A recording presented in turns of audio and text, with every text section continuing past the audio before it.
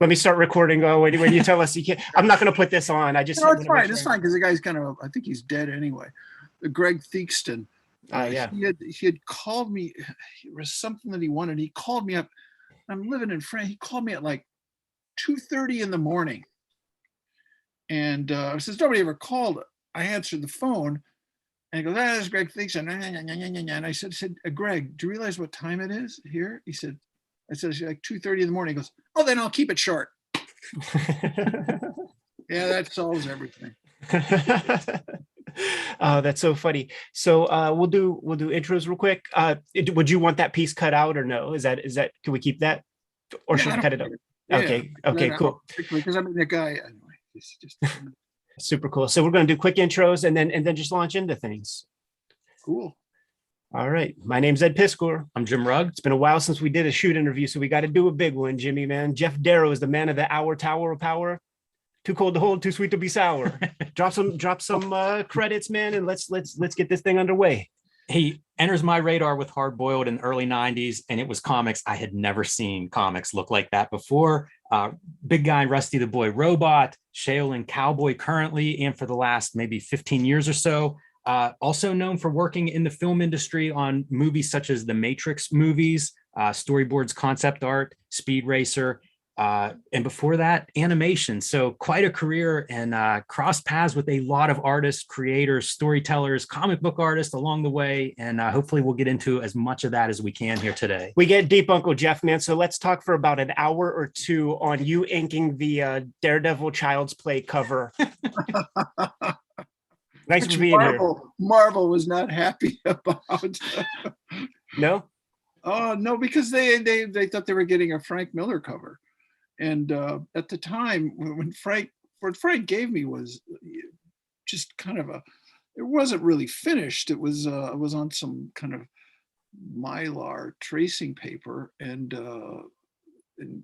I said okay, and I started.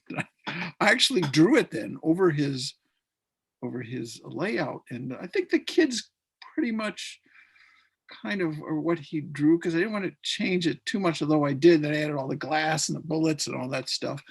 And even when I gave it to Frank, he goes, "Wow, you really turned it into your own thing."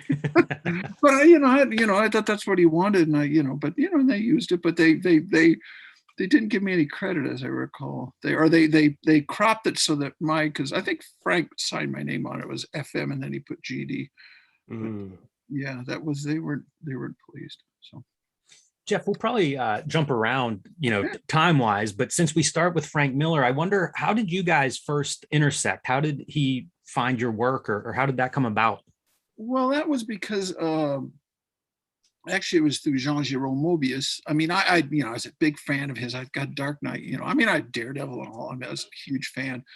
But I was living in France when Dark Knight came out, and I just thought it was so fantastic. And I had went. Like I said, I was living in France. The summer I'd go back and I'd spend like a few months in California. I'd go to the San Diego convention, and I'd see all my friends there, and then I'd get my dose of America, and then I'd go back to France. And Mobius had been moving. He was living in Santa Monica, and he working on this. He was trying to get an animated film off the ground called Internal Transfer. And he called me up and said, "Oh, Geof, Frank Miller is coming over today. Do you want to come?" And I said, "Yeah." And so he said, "Okay, be over here at like, I don't know what time it was, 2 o'clock or 3 o'clock. So I'm all excited, and I go over there, and I get there, and Jean's ex-wife is there, and I think his kids are there, and Frank Miller and Lynn Varley are there, but Mobius is nowhere to be found. And so I think I spent an hour with Frank and Lynn before he finally showed up. And then we just talked, but he didn't know who I was or what I did. And I didn't really, I've never been one to sort of like, "Hey, look at what I'm doing." Because I always think, they're going to, I don't want to bore people. And I don't want to be one of those guys like, "Oh God, here he comes." So, I had his address, and I sent him some of my, I sent him the City of Fire thing that I did with Mobius, and I sent him my first book, which had been printed in France. And yeah, I didn't really hear anything, and understandably. I don't know, one night we wanted to get somebody, it was like, I don't know, like 11 o'clock in the evening or maybe later, I get a phone call.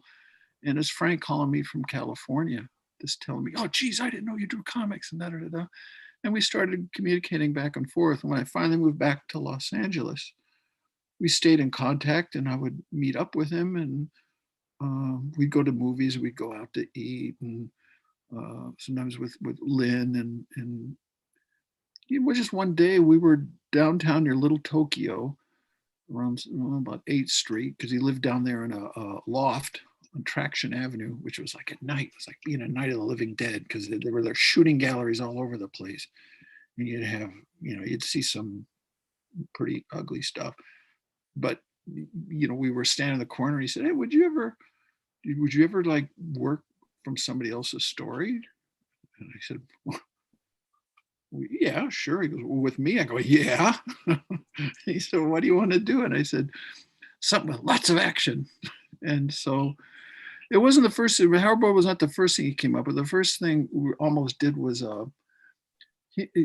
he'd spoken with, he was close friends with Steve Gerber, and they were talking about doing kind of a revisionist version of Superman, but not called Superman.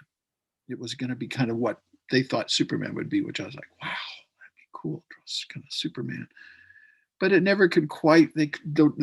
Frank couldn't gel it with Steve. And then it was going to be a Daredevil story, and it was, I can't remember which one it was. It was one that actually John Romita Jr. actually drew it. But Frank at one point, he just said, hey, you've never done work for hire, and I don't want to be the guy to pull you into that world. And I said, okay, so we'll come up with something else. And he just handed me, in fact, I got it right here. I brought a little prop. There it is, the original script for Hardboiled, which. Geof, when we first connected, you were writing some wrongs as per some of the videos that we recorded with Hardboiled and Big Eye Rusty the Boy Robot. So one thing I would like to get, what's that? And Sin City. Yes. I am Kevin. Yes, it's not Mignola. See, we grew up with Wizard magazine. Wizard told us that it was Mignola, and we just perpetrated a fraud. And there was a likeness, because we both had glasses, and although I'm Mike and I standing next to each other. I mean, I'm a bit taller than Mike, and yeah, that was me. Yeah. Did anybody ever come across that Marv toy with the severed Kevin head? My dad had it. He thought that was the funniest thing. He had it in his office, his room, and he goes, "Oh, he just thought that was hilarious." I was like, "Well, I don't know, Dad," because it really when Frank had called me up and said, "Hey, can you send me some pictures of yourself?" I said, "What for?" He goes, "I'm going to put you." I go, "Okay," but he didn't tell me what it was going to be. So when I found out, I go, "God, you got me this cannibalistic, I think, pedophile." And then I get my arms and legs cut off, and I was like, "Oh man, Frank, he thought that was so funny." I go, "Oh man." He also put me in RoboCop 2. There's when they're looking, if you watch really close, they're on the screen. They're trying to find, if you remember the movie, another RoboCop. So they're trying to find someone whose brain or body they could use to become the RoboCop 0.2 or whatever the hell. And so they're scrolling through names, and one of them, I can't remember who the other was. There were a couple of comic artists, and then there's me. They got my name, Geof Darrow, but the photo they show is like an old lady. It was kind of funny. Probably the most egregious part of that whole thing is that freaking Free Willy Elijah Wood, Frodo Baggins played you in the flick, man. What do you think about that shit? Well, it was supposed to, because Frank had asked me earlier, they were talking about doing it, and he asked me to play myself. And I said, yeah, I'd do that, well, sure. And then when they finally cast the thing, they got Mickey Rourke, and I'm 6'6", and Marv is supposed to be really big. And so I said, you'd tower over Mickey Rourke. So they got And I actually ran into Elijah Wood at a film festival. He said, "Hey, you played me in a movie." And I could say the look on his face. You get that glazed look, like, "Who is this guy?" But yeah. But Jeff, I always Frank gave him that Charlie Brown shirt. That was really funny.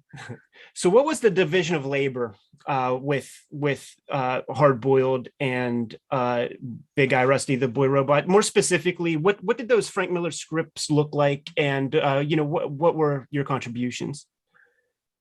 Well, it's kind of, I mean, Frank was really patient because I changed him. I didn't know I was, you know, I just thought, well, if I had a kind of a good idea to sort of enhance things, I would, you know, and I was so intimidated by him that I didn't want him to see anything. So I don't know how many pages I was into it before I showed it to him. Because I thought if I show it to him, he'll just like, well, you know, it was a good idea at the time, but because he was actually paying me because he didn't want to do it for any of the big two. And so he said, "I'll pay you, you know, I can't remember what it was, a month to, you know, you just draw the comic." I'm not the fastest guy in the world. And after about a month, I'd only done a few pages. And I think he thought I was going to turn out like, I don't know, 10, 15, 20 pages a month. And that's just, you know, I could, and they'd look like shit. But so that's why we eventually went to Dark Horse. But, you know, I don't know, I could see if I could, like, I could read you the script for Big Guy. You should really do that, because you sent me a little JPEG of that, and it's fantastic. It adds a lot of illumination. But I mean, like, just for instance, for the actual first page of Hard Boiled was because he added stuff. He changed the beginning, because the very actual first page of Hard Boiled was supposed to be just, you know, Nixon standing there with you know, with all shot up and the bullet holes and all the graffiti behind him, and then he said, well, in the next panel you got this car, there's two bodies lying at his feet, and there's a car coming down the alley on the next panel. And I did this, I just added, I can't find it. I thought, well, a couple guys, it's not that, you know. And so I did that scene that you see in the page 2 and 3 that, or I don't know what they are now, but it's a double page spread of that car with a machine gun coming out of the wheel wells. And I drew all those dead people all over the place. And then car's supposed to crash into him. And then I do that whole thing where it crashes in, and there's a weird sort of I thought it was a marathon sex chainsaw party where he had all the elite were watching. It was sort of a snuff film live, I thought, because he's supposed to be there to collecting, they owe back due taxes. And I thought, let's show how horrible these people really are. And so I thought that, you know, that was like when Frank was like, oh my God, what's he doing? And he told me later, he was like pacing around like, I don't know what to do. He's doing this.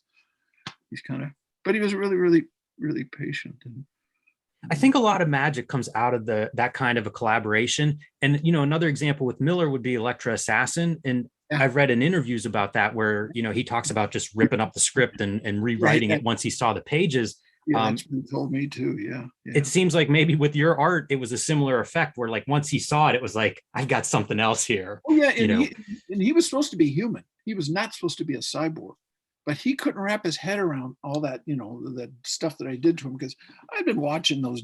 I'd seen some of those John Woo movies, and I really like his stuff, and I like it. And when I was a kid growing up, there's like film language where if you got shot, you know, in the heart or in the stomach, you're a dead guy. But in Hong Kong movies, unless your head's cut off, you're not going to die. And so that was my take on, you know, as long as the head's still attached to the body, you can keep going. And so I thought it'd be so funny to have him so shot up and impossible for him to survive, and yet, you know, he'd walk away from things just like they do in those Better Tomorrow movies. But Frank is like really, you know, so he changed it to make him a cyborg, so that they could kind of explain it. But well, I'll read it. I do have I found the big guy script. This is it. It's one page. It's amazing. It says Tokyo, Japan. The front of a genetic research lab shudders and explodes. A giant dinosaur, the result of an experiment gone awry, tears from the lab on a rampage, steps on people, charges through buildings, police are crushed, monster bats away helicopters, and so on. Frantic troops send a distress call. The Persian Gulf, orders are shouted, soldiers run across the deck of an enormous aircraft carrier. Something is launched. It streaks skyward. Carrier commander salutes it. It is America's secret weapon, Merv. He wanted to call him Merv. I said, that's too close to Marv. So anyway, Tokyo, monster continued its carnage until an ear-splitting shriek gets its attention and brings people to their knees in pain. A missile? No, it's Merv. Merv battles the monster, shows off his weapons. The battle levels Tokyo. Then Merv gets serious. He fires a tactical nuclear missile down the monster's throat, grabs it by the tail, swings it, leveling more buildings, heaves it far into the ocean. Boom, the nuke goes off. The Emperor's palace. Merv is honored in a ceremony, given a medal. Military officers give him Rusty, which actually was added later. Merv is annoyed, but has to take his adorable little robot sidekick along to avoid a diplomatic incident. Merv's received orders to through his headgear and blasts off, leaving a crater and many more dead. Rusty keeps pace, determined to be Merv's pal. But yeah, because I mean, Rusty was my idea because I thought if he invaded, because Japanese, very nationalistic, and if the Americans just decided to send something over there to help them without, they would first try to take it out themselves, and their line of defense would be their superhero, which I thought that was like Astro Boy seems to be their name. So what if we had this little robot guy and he was supposed to get destroyed, but Frank thought, oh, that's great. We'll just have him, every time he shows up, we'll have Rusty be destroyed, which was pretty funny.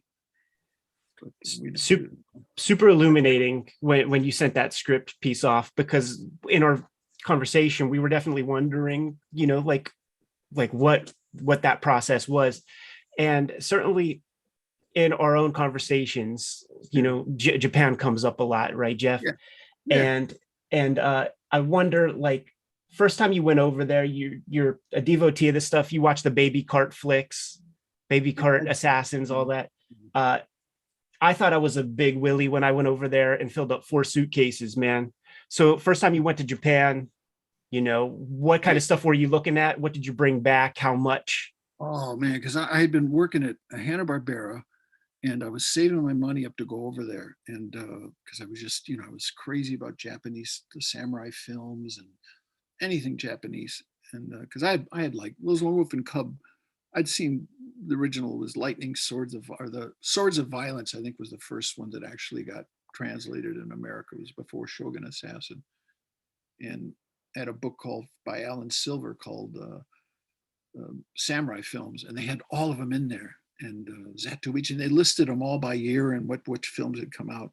And so I'm going to go over there. I'm going to find Japanese movie posters. I'm going to get comic books, because there was a guy called Mizuki Mikiyaka who did a thing called Wild 7, which I happened to I'd go into when I worked in advertising, and occasionally I'd be sent to like a big city, and I'd look in the yellow pages to see if there was like a foreign bookstore. I'd look for French bookstores and I'd look for Japanese bookstores. And I just go in there and just pull things off the shelf. And I found this guy, Wild 7, which I thought the storytelling is so fantastic. I don't know what's going on, but I kind of could, because it was so well, they were like movies. And so I found that. And then I found a early Kojima, before he did Lone Wolf and Cub, he'd do samurai stories, and I got some of those. And so I was, I wanted to go over there, and I'd seen La Casa Cagliostro, which the Miyazaki film, which I thought was, was so fantastic. And I found out it was based on a comic, Monkey Punch. I had to get those. So I went over there. And at that time, I don't know what airport you landed in, but that time I landed in Haneda, which is really close to Tokyo. And and there was no baggage limit at that time either. And there was what I can't think of the name. What is the book section? The part of town, Jimbocho. Oh yeah. Where Shueisha and And Shaggy came on. I was staying in the YMCA, and later on I moved to like a youth hostel. But I'd go out during the day, and I'd study a little Japanese so that I could ask for things. But the thing, I don't know if you found this, but if you go into the subway, there's so many exits.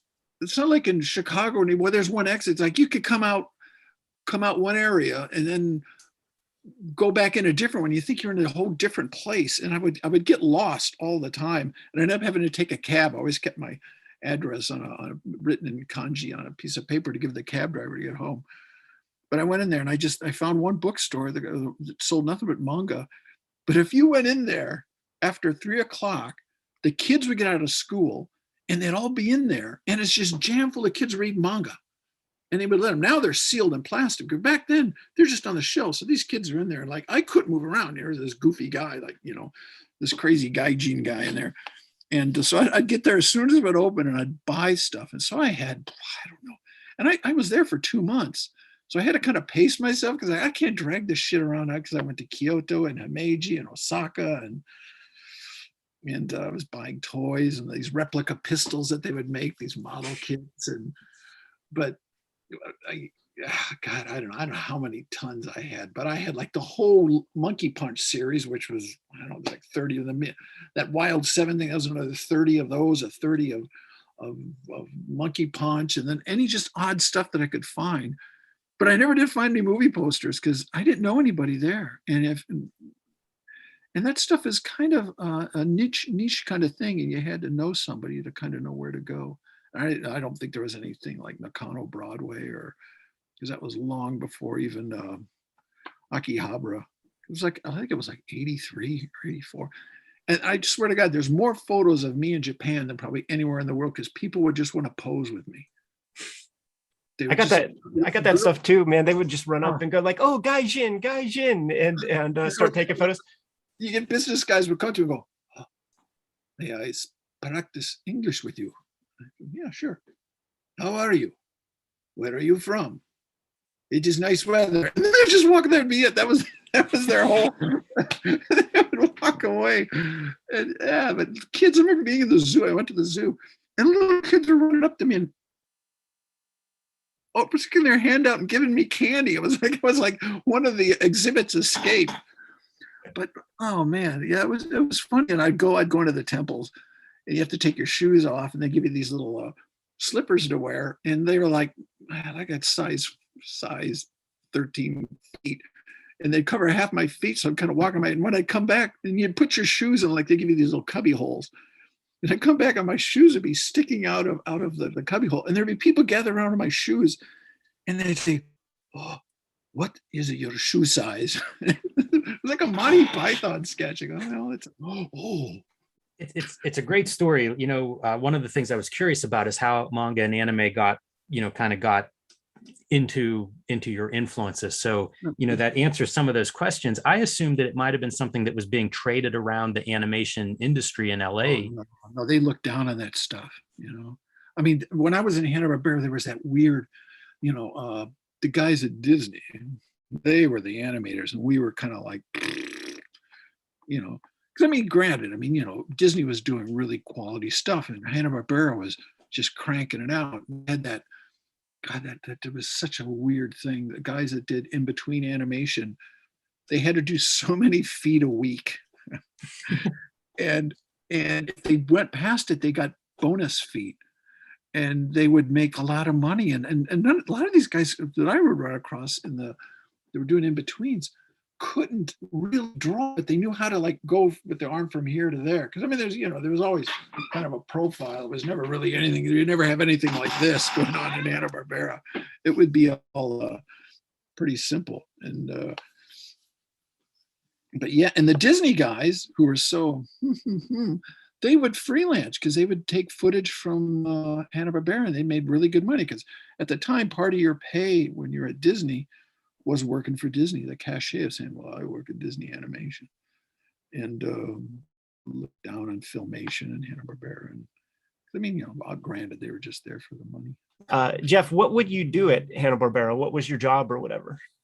I was in the model department because I had actually went there because they used to have a, because I had been at Filmation for about 2 weeks working under another artist named Will Minio, and they were going to have me do storyboards because they really liked my portfolio, but it didn't work out because Filmation at the time, they most of their stuff, if you watch some of their older cartoons, maybe even He-Man, they really relied on stock animation.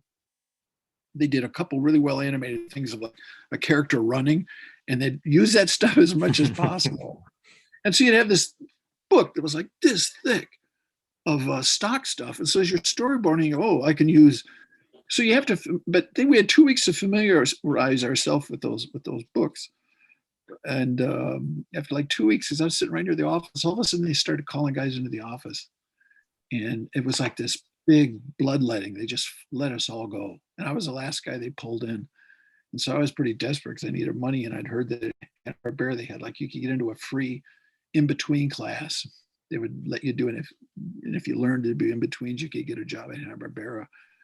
And it was either that or I almost went to work as a security guard or working in a porn bookstore. And well, not that low yet, but because well, that's another story. But so the guy that ran the department, and this is no lie, is this older guy, and he looked at my portfolio, and I had some spaceships and stuff because I was drawing science fiction. And at that time, I think Star Wars was popular. And I think Empire Strikes Back had come out, and everything that Hanna-Barbera sold was they did a new Space Ghost, they did a show called Astro and the Space Hounds, they're doing Herculoids. So they need somebody who could do spaceships.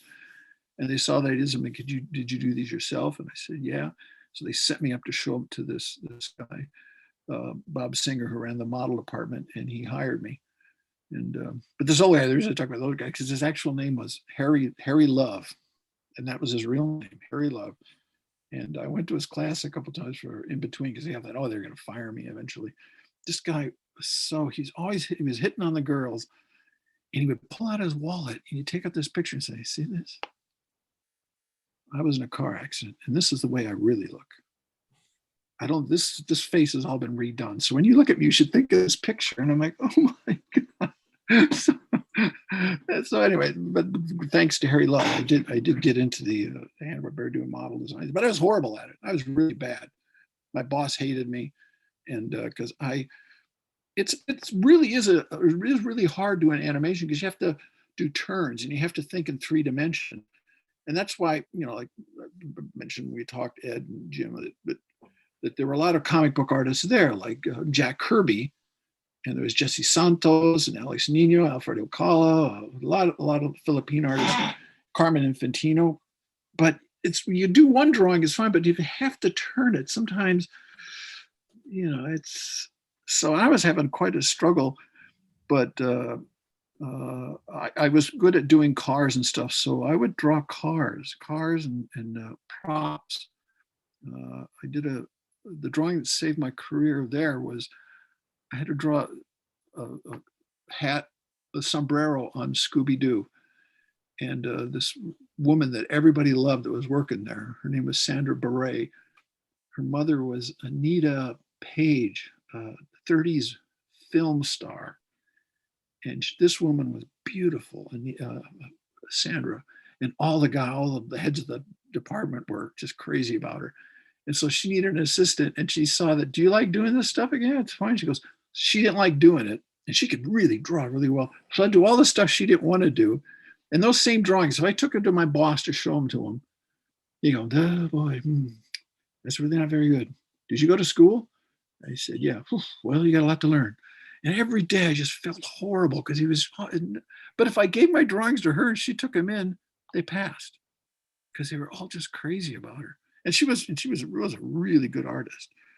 And so that's what I would do. And eventually I moved up a little bit. I worked on Richie Rich, and I worked on Super Friends, and I would do monsters. And I didn't do too many of the characters because I could never wrap my head around some of that stylistic Hanna-Barbera stuff.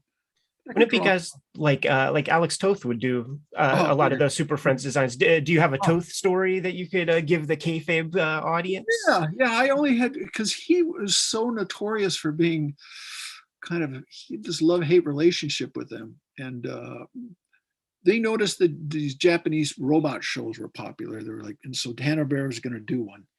And someone had told them, well, this guy, because I collected those things. Oh, there's this guy in the model department. He knows all about these. And they said, well, they had me come in and bring my die-cast giant robot toys and to demonstrate to the other artists how they worked. And Alex Toth was one of them. And because they were going to have him do some design work, and because you do an illustration to pitch it to the network, and generally around, I don't know if it was May or something like April and May, they would do these big full color boards. A lot of times it was Toth, or it was sometimes Jack Kirby, Doug Wildey, Dave Stevens, and they would take these things in and pitch them to the network, almost like, I don't know, they used to, I don't know if you ever saw Bewitched, but they used to do that on there. Darren Stevens would bring in these advertising campaigns with these cartoons on them, and it was just like that. And they would send them, and the studio would say yes or no, and then have, I guess, a bit of a Bible with it, but generally just would look at the drawings and they go, yeah, yes or no. So anyway, so we're supposed to be, I'm working on this thing called, it was going to call Totem Man, and it was like a totem pole that's actually a robot. And it was like, the 5 pieces break down and form this totem pole, which would like fall down and roll on wheels. It was so stupid. It's like, did they even watch these Japanese cartoons? Because it's like, no, they sprout arms and they're fighting. That's what the kids want to see. But they had Alex working on there, and so I'm showing him this stuff. And at the end of the meeting, he kind of looked at me and goes, "Hey, they tell me you know Mobius." I said, "Yeah." "You worked on Tron, right?" And I said, "Yeah." "Well, what did he get paid?" And I said, I think he told me something like more than $1,000 a day. Oh, and he stormed off, and that was my. Was he doing some Disney piece that he didn't get paid well for, or? No, well, he would. I don't know what it was, because I think he was notorious, because there was a guy that I worked with too there, named Mel Kiefer, and he told me that, have you ever seen How to Murder Your Wife, the Vernon Lisi film with Jack Lemmon? Right. Well, it's about a cartoonist, and I saw that as a kid. And if you watch that movie, I always thought it was kind of based on Alex Raymond, because I mean, if in those days, like, if you were a cartoonist, according to this film, you had, you're like a playboy. You were like James Bond with a pencil, and you go around take photographs of all these things, and he had his character, and they had someone to do the comic strips, and they had hired Alex Toth, and he did a few of them, and then he would do this. He said, "You're not paying me enough," and so, well, that's what you agreed to. I said, "Well, it's not enough." I go, "Well," so they fired him, and they would bring in this guy Mel Kiefer, and he did the ones in the film. And 2 or 3 times he got a job that way. It was Alex would start a film, and he would then, "I'm not getting paid enough," and they go, "Well, and then he would just walk off. I mean, there's lots of stories of him. I don't know how true they are. Just like, there's that classic where they said they like tore up the whole artwork and mailed it back to the editor. I don't know if it was DC or Marvel, but he was. I never was friends with him, but I've heard stories that people who were friends with him. Well, actually, this is a story. A friend of mine, he was selling his artwork through the Buyer's Guide, which was like the only comic paper at the time. And he had an ad. There's a beautiful handwritten, this lettering, hand lettered. And he was selling his artwork. So a friend of mine had some money, and he sent him some money to buy a page, Alex Toth page.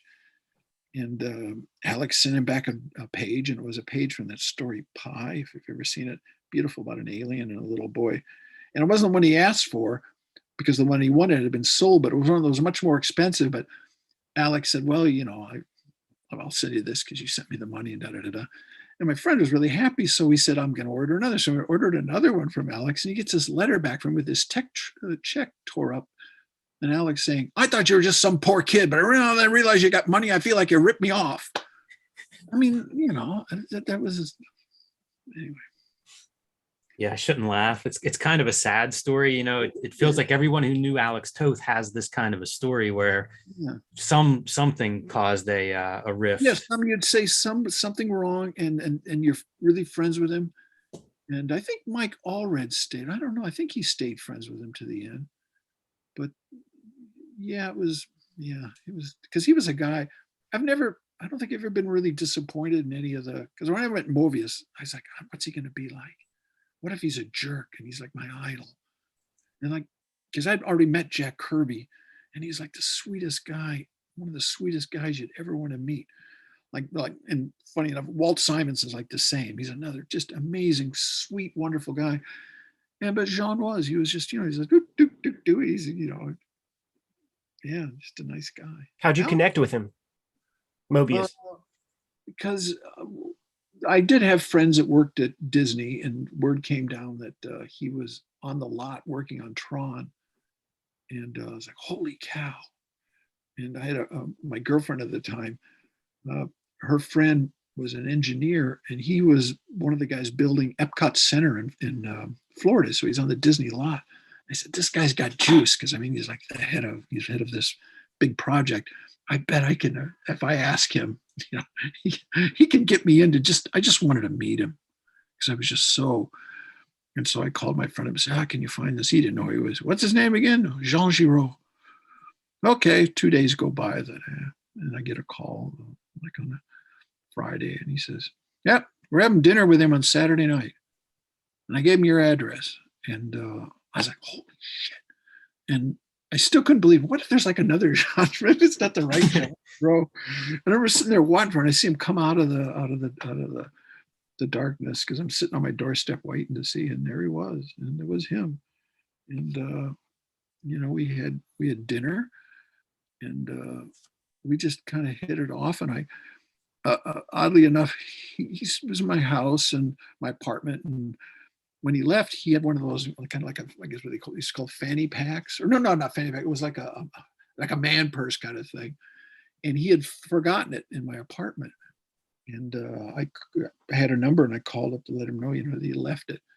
And I remember having that thinking, God, what's in that bag? I wonder what's in there. Maybe there's a sketchbook. I go, no. I can't do that. And I didn't. And he came, and we got together again. And once again, I never told him what I did. And he asked me, what do you do? And I said, and so he wanted to see what I did. And I was actually trying to figure out, because at Hanna-Barbera, I was so bad at perspective. I'm trying to figure out how perspective works. And I was drawing like spaceships in perspective, but they were so crude, and they were very blocky, because I hadn't figured out how curves and ellipses and all that stuff worked. And so he thought I was doing computer graphics. And he said, I should show these to Steve Lisberger, who was the director, and maybe get you some work. And I was like, but I never did. But then we stayed in contact. And I told him I drew comics, and I said if I ever came to France, that I could go and meet him. And so I made my first big trip. I went to lived in Romorantin, which was in south of France, and I went and stayed with him a couple of days. And I said I had a comic book story that I drew, and he really liked it. And he took me. We went together. I went to Paris, and he met me there, and he introduced me to his editor at Metal Hurlant, which is, the original heavy metal. And they liked it, and they bought it. Except it was like 4 pages, but there must have been 20 panels on each page, because they were huge, huge originals. And originally got cut up and printed it into like a 10-page story or 10 or 12-page story. But what were comics like that you were making back then, Geof? Were you doing that sort of like in between animation jobs? And were you talking to other guys like Dave Stevens and the other guys who we know that made comics in that animation area? Yeah. I mean, I didn't want to work in animation, but I thought I could make some money, and I put it away. And in the evening, if I had any energy left, I would work on them. But like I said, my boss hated me so much. It was really hard for me, because I just felt awful about myself all the time. I just dreaded. But since I wasn't very good, I would get laid off first, and then I'd have unemployment for 6 months, and then I'd work on my comics, because I made enough money off unemployment to work on these things. But I didn't have that many comic book friends. I had met Dave, because when I mentioned before I started at Filmation, he was there, and they took me around to go, oh, you got to meet this guy. His name is Dave Stevens. He draws comics. I remember going over there, and Dave was working on, they were doing Flash Gordon, and I still remember this drawing. It's a drawing like a dragon's foot, the little dragon flying around it. And Dave has got his pencil, and he's like feathering the pencil lines in it. And I remember them later telling me he was doing layouts, and they said, we get like 1 or 2 layouts out of him a week, but they're really beautiful. I mean, Dave is just the stories I could tell you about him. But because Dave was looking for an assistant because he was going to ghost on Star Wars, the strip for Russ Manning. So he's looking for someone to help him, like maybe do some of the mechanical stuff. And so he wanted to see my artwork, and I remember showing it to him. And his assessment, I always remember, because I reminded me of this, is like he looked at it, and I had this guy spin a control panel in the spaceship. He goes, maybe you should design stereo equipment. That was his assessment of my comic book skills. But so him, and he had a studio, then later the studio that he shared with, originally Paul Chadwick was there, but he had left. But there was Bill Stout, and that's how I met Bill Stout. And I'd go over there and see Dave, and he was working on, he showed me the storyboards he was working on for Raiders of the Lost Ark. And there was stuff like at that point, that villain that gets his, the guy with the sunglasses, the really horrible, who melts, I think, at the end. He had an arm that was like a machine gun. And like, I thought that was fantastic. He had this clip in the side of it, and they thought that was too, I guess George Lucas thought that was too fantastic. So that got cut out. But in fact, the thing that Dave did for Raiders, I don't think they used it. They used it. It's the beginning of the second one in the Chinese restaurant in Hong Kong, the nightclub. But I'd go over there and look at his stuff, and he was so good. And he was starting. He hadn't done the Rocketeer yet. He was doing covers and just trying to do different things. But that's how we got to know each other. We actually got closer because he'd come and visit me in Paris, and we'd go out to places with him and some French artists. And he was such a character. We were so diametrically opposed. I remember showing him, when I showed him Shaolin Cowboy, he was like, "Are you sure you can put that much action? Is that a good idea?" I go, "Yeah, I don't know. I mean, I always thought there wasn't enough action in the Rocketeer," which I always found incredibly autobiographical. I thought that was his story. That whole, the girlfriend that's posing for pictures, and he's unaware of it, and he had some things like that in his life. And so I always thought, because I mean, the Rocketeer was him. It looked just like him. Speaking of stuff that didn't make the final cut and film work, all this and that, man, like I heard there's like a John Wick poster that we're never going to be able to see for some sort of violent content or something, man. Is that fake or No, it's real. It's real. I mean, they called me. They tried to get me to do it for the first film, and for some reason, I didn't do it. I don't know what it was, but then they called me for the second one, and I was actually going to be moving back here, and I was living in Chicago, and it seemed like, I think it was like maybe the 20th anniversary, or some kind of anniversary that tied into the Matrix. And I thought, it'd be nice to do something with Keanu because he's such a nice guy. And I said, yeah, I'll do it. And I said, well, I always ask what the parameters are. So that I said, well, what can I do? Obviously you can have like sex, but you know how that is in Hollywood. You can't show a breast, but you can show like a guy, being, disemboweled. I mean, they could make a film of a Red Room and they'd get away with it. But if you had some overtly sexual content, they would probably, whether they be exercised or completely, they'd say no. But so I did this thing, and it was like a triptych. It was like they could cut it up into 3 pieces. And I sent them the pencil. Oh, they loved it, and da-da-da, and they got it colored, da-da-da-da. And then they said I didn't hear anything from them. And I said, so are we gonna, and it's getting closer and closer to the film coming out. And I said, what's going on? And they said, well, we can't use it because it's too violent. We're afraid it'll affect the film's release. And I was like, come on, it's pretty hypocritical. I mean, come on, it's John Wick. It's not Gumby. They're not going to be shocked. Because I mean, I said, well, I wanted to like, can I show it to be? No, you can't even show it to anybody. See, that's where the mythology comes from, right? Like because it's so crazy that it can't even be shown. But obviously, like, And they paid you. It's their property or whatever. But like, is there something in there that like is particularly crazy? Like, no, if I'd have thought I'd have brought it. I mean, I don't think they'd care now how much I'll get sued. Maybe I'll send it to you and you can judge for yourself. I'd like to see it. Yeah, I would You too. know, I would love that. I wouldn't show it off. I would just check it out for sure. I'll find it. I'll send you.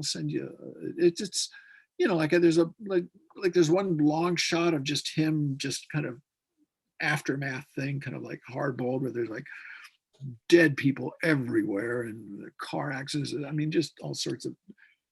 And it's nothing to do with the film because I didn't see the film, and they gave me kind of a rough idea what it was. I go, I'm just gonna draw something because I didn't want to look like, sometimes you see those posters and they're just like they've given him 7 stills and that's what the poster is. This thing has absolutely nothing that's in the film. And like one where he's like killing this guy, blowing this guy's face off while he's cutting his throat with a pair of scissors, and but so it never saw the light of day. But I'll send it to you. You can see. It's pretty violent, yeah. But I mean, I held myself back. I mean, there's stuff that I was going to do. It's like like even with for Ed, your cover, that was terrifying for me to do because I mean there was like this one thing I was going to draw for your cover. I thought it was really disturbing. I thought, I don't know. What was it, man? It was dick trauma or something like that. Oh no! To me it was horrible. I did this drawing of these 2 little girls with blindfolds, and they're sitting at a table, and you've got like the little dolls with them. They're like having a deep tea party, and there's other chairs, and there's these disemboweled people sitting at them having tea, but they're just, and all sorts of just horrible things have happened to them. Like you saw me draw, but even worse. And it just like, entrails strung like birthday party confetti and just things like that. And I thought, yeah, it might be a little too rude. But yeah. It was super cool seeing that piece materialize, in its process stages. One of the things I was wondering, and you brought up perspective earlier, do you lightly grid off your entire image? Yeah, I do. Some of it I don't have to do as much anymore, but yeah, I do. I don't grid it so much. That's why I would just like, I'd figure out what my vanishing point is, and I wouldn't grid it. I go, well, like if it's buildings, I figure out. If it's a long shot and it's buildings, I figure out what those shapes are, and I'll just draw them out like as just a box, so they know that that's the box. And for instance, if there's people on a street, you draw a doorway, and I've shown my daughter this. That doorway will give you this size of proportion, because you have to be able to fit into that door. Even windows. I was in comics. I always see that. Even Jack Kirby used to do it. He'd have like the Captain America like on top of a building, and below him would be like windows that were about this. They were like this, and the guys are this big. So, but it didn't matter because I mean you'd see it, and it worked. But I see guys like they'll come into they're standing inside of, they'll draw a room, and they don't think of the proportion, and the door behind him is so small they'd have to bend over in half to get in the room. I often think that's like a young cartoonist. It's a sign of a young cartoonist. It feels like we all learn perspective after we've started running. We want to make these comic books, but there are a lot of missing tools in terms of drawing. God, I remember in school and they had perspective. I was like, why do I want to know? Why do I need to know this? I think I know enough about it, but I didn't know anything. And that was one thing like I learned at Hanna-Barbera was that. And then from looking at Mobius, a lot of because the Europeans, they know it inside and out. Or God, you look at it and you're like, Otomo, those guys, my God, they really know. But I've never like drawn like a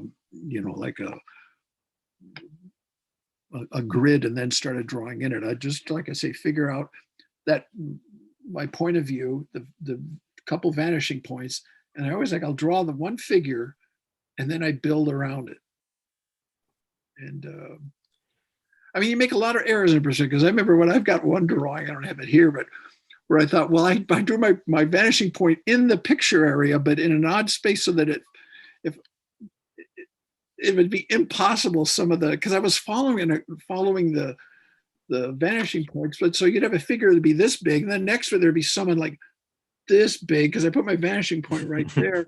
And it's just those rookie mistakes that you make. And Mobius would do that often, though. Like one of my favorite things to see cartoonists do, and he would do it often, where they would be essentially standing on the horizon line. So the vanishing point is the soles of the feet, and you get that phenomenon. You could draw the biggest shoe, and that's like some foreground character. Then you could draw anybody as long as they're standing on that point. Yeah. And it's technically accurate. Oh, and it's so fun to do. I mean, there's that. I think it's one of my. Just like, I don't know if you have key drawings that you think of but one of them that are informative. But for me, it's The Long Tomorrow, and it's one where he's like walking into this. It's like that he's walking down this street, and he's like walking on the horizon line, which is or the floor, which is kind of below him. But I'm not gonna make any sense. But the idea that the figures are below that. Because if you draw your perspective line down, they're like below they're almost like they're disappearing into the ground, but that's what perspective is. I had one of the last crazy conversations I ever had was with Dave Stevens, he was doing a cover for Tom Jane had this comic. I can't think of the name of it, but he had done a cover and he was having trouble with the perspective, and he called me up and wanted me to help him walk him through it. And it was hard because, we're doing it. I'm on the phone because I didn't have Zoom at the time, and I'm looking at his drawing on my computer, and I'm going, well, it depends where you see your vanishing point. He just kind of eyeballed it, and it worked. But I said, Dave, if you want to do this like accurate perspective thing, you're gonna have to change this completely, because you've done this and you've done that. And I said, perspective, it just has to look right. Even if it's not right, as long as it looks right. I mean, if it looks off, then people are it's gonna be obvious. But if you do what I tell you to do, this is not going to be the same drawing, because I draw things, I think, in kind of perspective, and I don't really mess with the rules too much, I don't think. Probably. So I imagine that, given the level of detail in your illustrations, that the paper you draw on fairly big. I've never seen many of your originals, so I'm imagining the paper's pretty big. So do you have to send this vanishing point way off the? Yeah, this to show to you. I'm imagining like a yardstick to like find this vanishing point on a giant ass piece of paper. Well, there is your cover. Can you see it? Yes. Yeah, we just don't want to talk, because when we talk, the camera goes on us. So we were checking that out. Can you show it to us again? Yeah.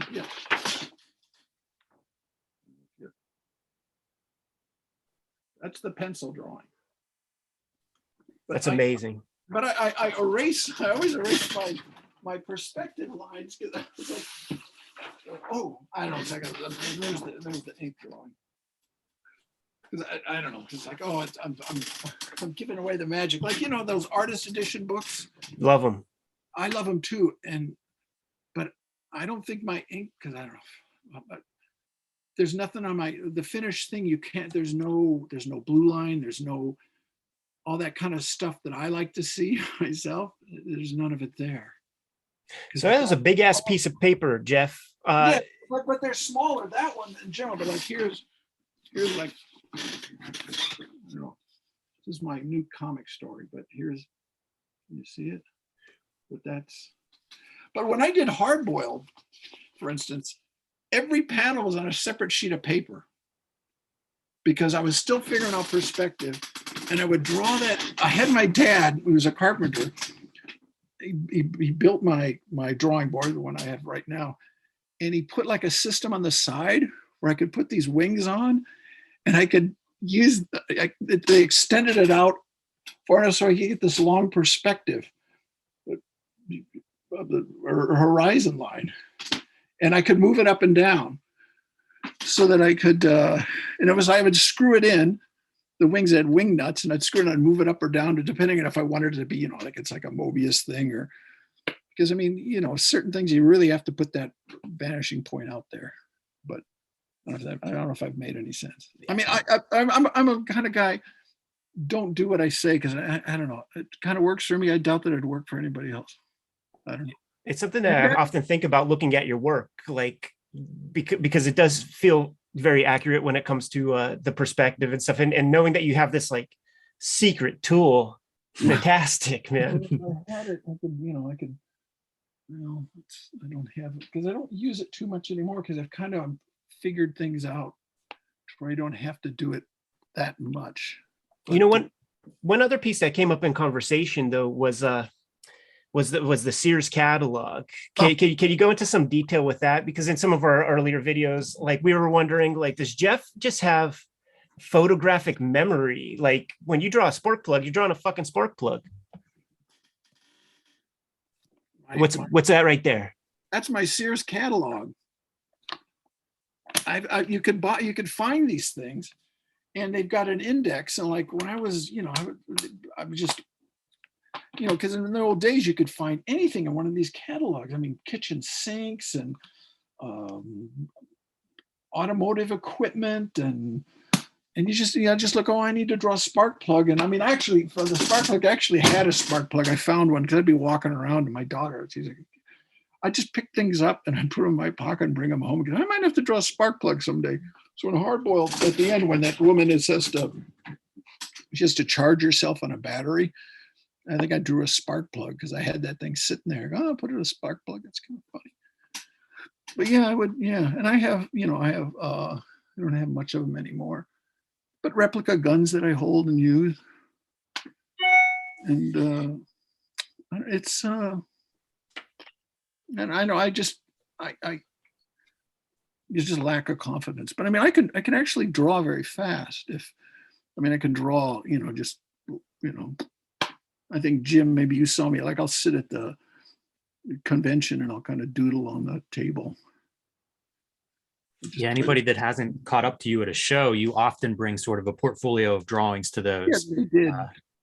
Yeah, because I always figure, I don't know, because I just figure, I try to make them. I've had art dealers like, oh, you sell your stuff too cheap. It lowers the value of your originals. But I don't know who's going to want to spend, what I think it's worth. So I'll do these drawings before I come of whatever I want, and I sell them for a couple $100 or $300. I figure maybe that's a lot of money. I mean, it is, but it's not as much as, And I don't like doing commissions. I don't know about you guys, but yeah, because there's never anything I want to do. It's like, I want you to do Batman. He's with Catwoman and they're fighting Thanos. And I'm like, yeah, I don't think so. Do you feel any nostalgia for any of like the Marvel DC characters? Yeah, I do, but I've come so close so many times to doing it, to pushing that button and doing it. Like I said, I almost did Batman versus Predator. Dave Gibbons had asked me to do that. And I was thinking about doing it because it had a lot of cool stuff in it. But I think it was the second Batman was coming out. They had that whole thing where I think Mignola did the covers where they killed off one of the Robins right before the Batman movie came out. And it was like parents are like, oh, are they going to kill Batman or Robin and whatever. And so they didn't want any, and they knew what I drew and they were afraid I was going to draw something where I'd have, intestines everywhere. That's appropriate for Predator, though. I mean, because there was that whole Hollywood that crazy stuff where you can kill as many people as you want in a movie, but you can't kill a dog. I remember Dark Horse saying that they in one of their Predator comics they killed a dog and they just went crazy, and they had despite the fact that he's like gutting people and putting the heads on in his car while he's driving around, whatever the hell it is. And that hypocrisy of it all. I mean, I could go on forever, but so they were concerned, and I said, well, you better get somebody else. And I don't know. I can't think of any. There's a couple other things that there was Andrew Vax, who I'm very close with. He did a novel and they wanted to do a comic version of it. And Archie Goodwin, when he told Archie Goodwin he wanted me to draw it. And I think they thought it would just be too slow. They're probably right. And so they got, I think Dennis Cowan did it. But yeah, I'm just not, I don't know. I'm not a very good team player anyway. So Geoff, you went to art school, I believe. yeah. Did you, at the time, was your plan, was it always comics? Was that always sort of like the ultimate goal? Yeah. Yeah. I know my friends that, like I went to school with another artist, his name is Gary Gianni. He draws comics. We were classmates, and we came in like just after Mike Grell had been there the year before we came in, and he would come back and visit, and because he was, oh, Mike Grell, he made it into comics. Oh, you know, because the first thing I think they ever did was they gave him, in those days you had to draw. They would never let you work on a, you know, big character. You had to like get a backup. And I think they had him do it. I think it was Aqualad or something like that, or one of the Legion of Superheroes. I don't know, but it always kind of bothered me because I could tell this is what I'm making now. Oh, that figure! I know that figure. He swiped that figure from Neil Adams. That bothered me. I'm not I don't know how you guys feel about that. It really rubs me the wrong way. I've had people swipe stuff from me, and I go, yeah, I'm not. I feel like Avatar Comics sort of like has a whole wing of Geof Darrow clone guys. Yeah, What do you think about that stuff? There was a guy that, and I was not happy. I get a call from Frank Miller's lawyer, and he goes, "Well, they're gonna," because Frank had written a lot of scripts for RoboCop, and some of them they didn't get made, so they were going to adapt them into comics, and they did like a series, and they hired this guy, and they said, "We just want you to know that, you know, this guy, he really likes you, and he's kind of da da da da." And I said, "Well, then why are you?" I said, "Frank, why are you going to use this guy if he's going to rip me off?" And he kind of did, and I didn't like that much. I mean, everybody has their influences. I know mine are obvious, but I don't think you should copy somebody's drawing. Although I never know. I've told you this story. There's that guy in Japan. I was going to do a book for Kodansha in the late 80s, early 90s. And out of the blue, I get this package from him with a letter of apology. And some guy that they had hired had done this comic story. God, I wish I could find it. I must have it somewhere. And he did this whole story. And like 4 of the pages are just bits and pieces of hardboiled that he's traced. I mean, he was tracing cigarette butts that I drew in cans. I mean, just crazy stuff that, you know, just draw the damn thing. I was so kind of flattered by that because it was so goofy. And they said, "Oh, we'll never let him do this again." And we apologized. And I said, "I don't, you know," I was so amused by that. I didn't care about because it was so funny. It was just, but yeah, I mean, I don't know. I know that Wally Wood has that thing where he says, "What, you're not, why draw when you can, you know." I mean, you know, and it's easy for me because people have to make a living and you have to do it fast. And I've never ever been a guy that I don't know how I've survived as long as I have. Drawing because I haven't done that many comics, and just when things are looking, I'll work on some movie, and you know they pay a lot of money, and I don't enjoy as much anymore doing that stuff. I mean, I worked on The Matrix, and today they released the trailer for the new one, and I worked on that one, and I'm pretty excited to see it, but it's hard. I mean, I was sitting in a room with another artist, Steve Scroce, and we would talk about, oh, I wish I was drawing comics. That's what I wanted to do. But anyway, yeah, I always wanted to draw comics. Some of my friends I went to art school with, they wanted to be illustrators. And sadly, you know, illustration is it's pretty dicey. I mean, in terms of getting work, because a lot of the paperback companies, which are really big, they use these photo montage because it's just cheaper. And there's very few that I know of covers that are painted. Even movie posters. When those Matrix movies came out, I got to go on all these press junkets. And that's with the head of Warner Brothers. And I asked him about it. I said, "Gee, you know, how come you guys don't do movie posters anymore? I mean, artwork posters." The only ones that would be done at that point were just the Struzan ones because that's what Lucas wanted, and he was a god. He said, "Gee, we'd like to do them, but so many of the actors have right of approval. They're the way they're drawn. So you might get, you know, Paul Newman likes his face, but Meg Ryan doesn't like the way she looks, and they have to go do it over." It's just doing the Photoshop stuff is just the easiest and cheapest and way to do it. I mean, there's a famous story with the Dan Clowes movie poster for the movie Happiness, and he had to do some paste ups over some of the characters. It's an ensemble cast, maybe 8 characters on this poster. And the guy who had the biggest trouble with his likeness, and he said, if you see the original, there are like 8 paste ups of this head. John Lovitz.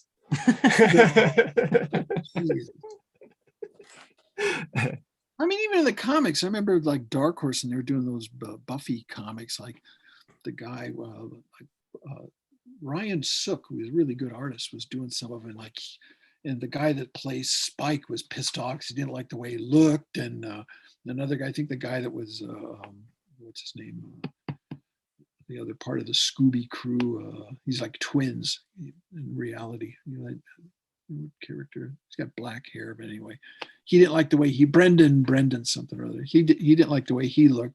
I just remember the gal, not Sarah Michelle Gellar, but the other one that was on How I Married My Wife as well. I can't think of what her name is.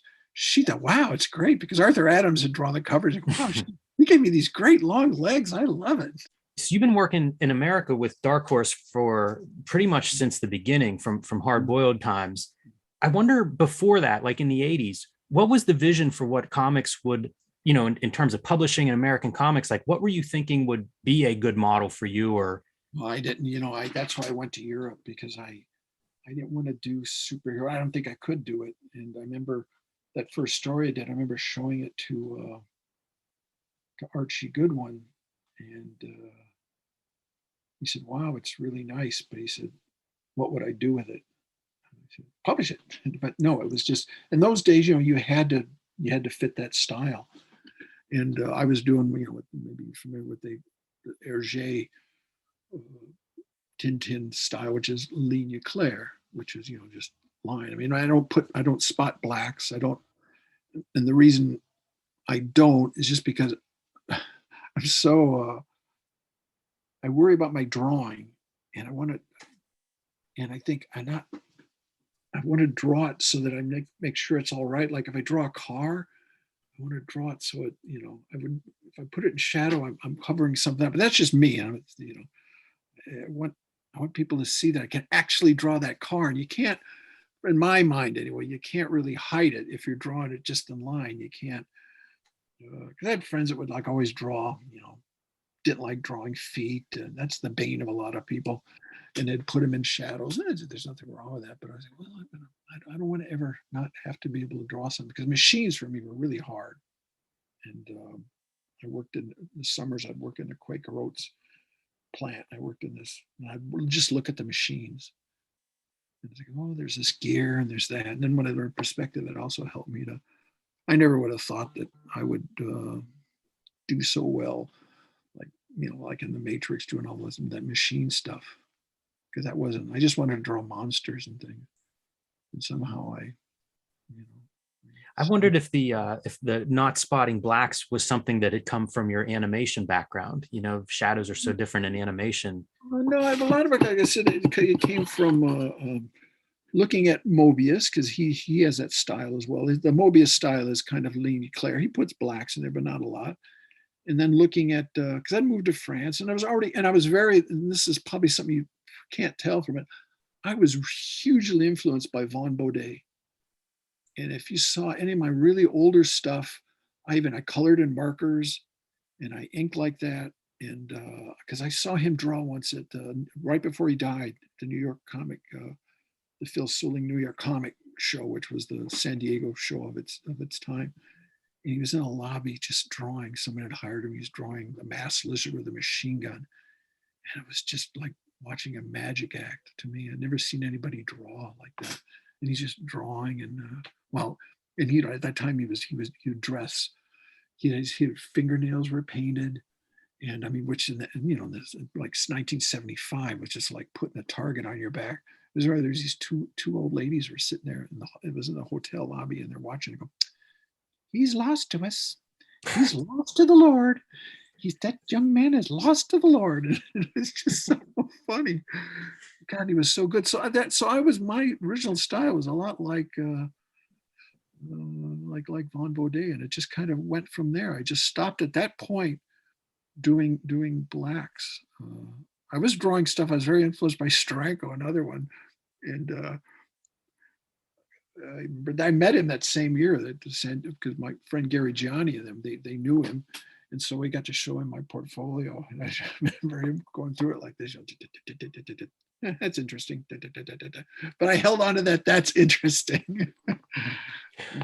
What was from looking at Tintin? And there's another guy called Ted Benoit, who I just really loved. And they all drew in perspective. And then, Otomo, right, which I turned, that's the guy, I remember showing him to Mobius. Mobius had no idea. I go, look at this guy. Geof, do you do a lot of like sketching and underdrawing when you're working out your panels or compositions? Yeah, I do. I mean, I kind of figure out my layouts in my little sketchbooks. I don't know if I got one here. Like, and they're very, very loose. And I'm mostly trying to figure out what the point of view is. The kind of, I guess maybe from working in movies, the frame, the framing of the shot. Like here's, I don't know if you can see this, but these are really loose. But I kind of know what does that make any sense? Yeah, that's great. I mean, they're just, I've never printed any of these. Are kind of, but yeah, I figure out what my layout is, what the vanishing point, what the is, and what the word am I looking here for? Like a camera shot, I always think like, this. And actually my wife, who's a filmmaker, she helped me like, because I'd watch movies and I just watch movies, I didn't really pay much attention to what was going on in terms of the cinematography. And there was, we were watching an Anthony Mann film, and Anthony Mann did these great Westerns. They're fantastic, very brutal for their time with Jimmy Stewart. And she pointed out that in his movies, he has this great sense of a foreground, middle ground, and background. And he played with that so much. And ever since I think about it, I always, if you look at my stuff, I'll overlap figures and I'll put something in the middle and I put something in the back.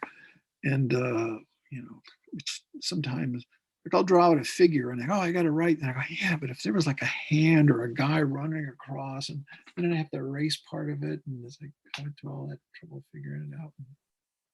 And, but do I have enough guts to cover up something? I guess I do sometimes.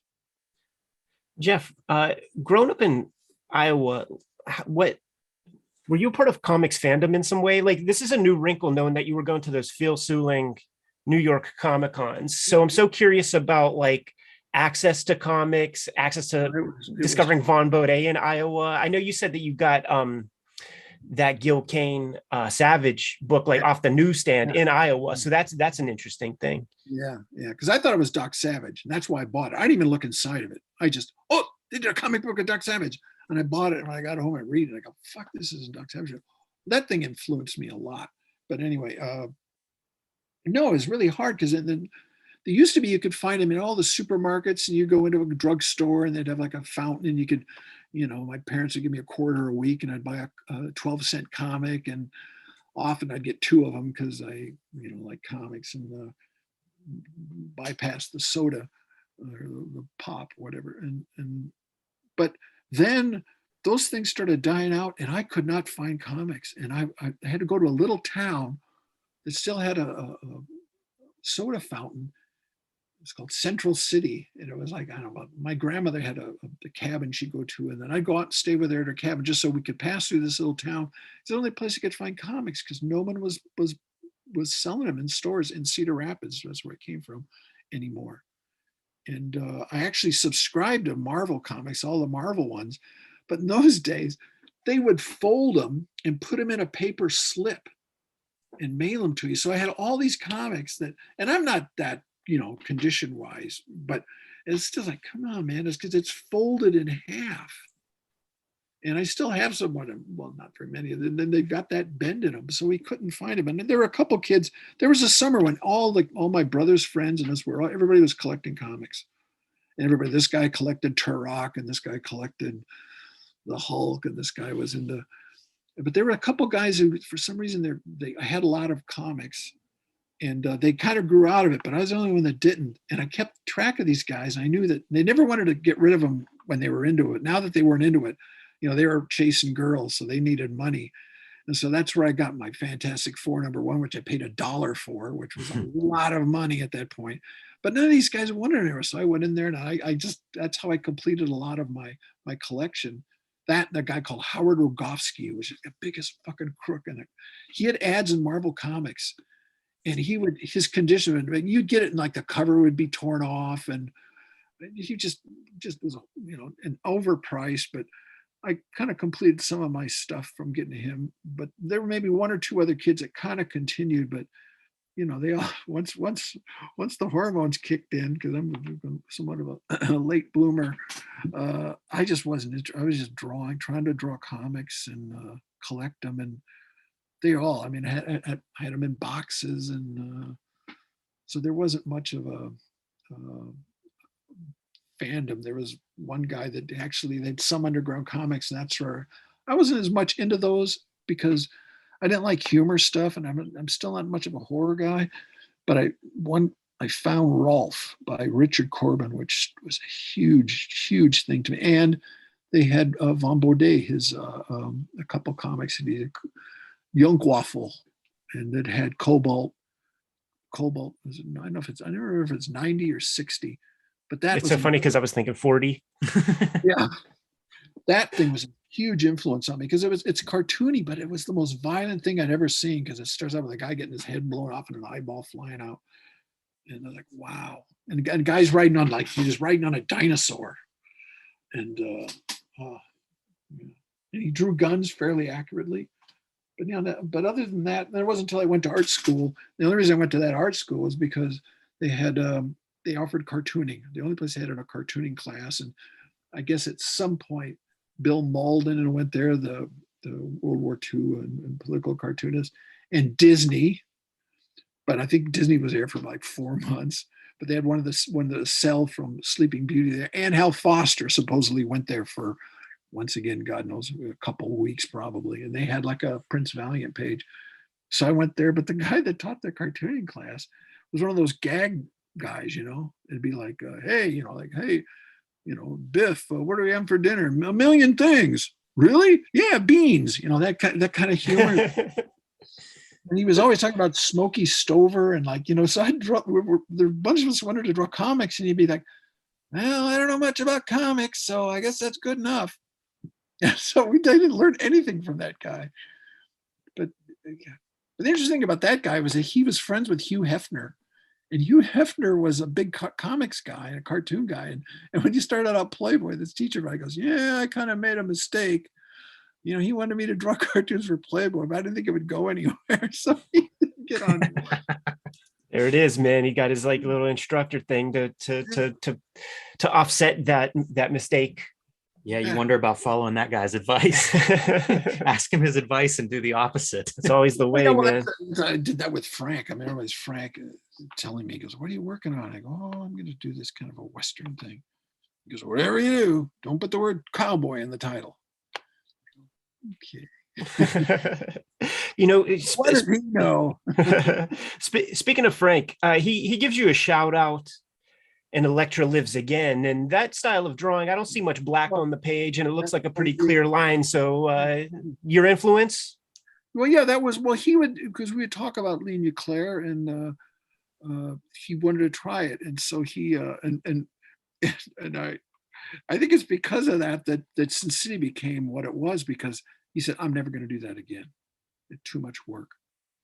Because he drew like that staircase sequence, and he was figuring out the perspective. And we were, I'd go over to his loft, and he'd show me stuff, and I don't think I'd ever talked to him about, because I never was like, I'm not going to give anybody drawing advice. What the hell do I know? I was like the guys that come up to you like, and I go, look, I'm not that guy. I don't know what I'm doing. So I sure as hell ain't going to tell you what to do, unless you ask me really just specific thing. Because I never want to discourage anybody, because I've seen guys, comic artists, discourage people at these shows that you don't know, and you just don't know. That guy, he might be really crude right now, but because there's guys that I've seen their stuff, and it's like 2 years later, holy cow, what happened? Somebody flicked a switch in that guy's head, and he's fantastic. So but yeah, Frank. So we would talk, but I would talk to him about like cars and things because he would draw things and they weren't right, and I would say like telephones and things. I just talk about the fact that I wouldn't talk about him in general. I just say people, they draw telephones wrong and they got one in the room and they don't bother to look at it.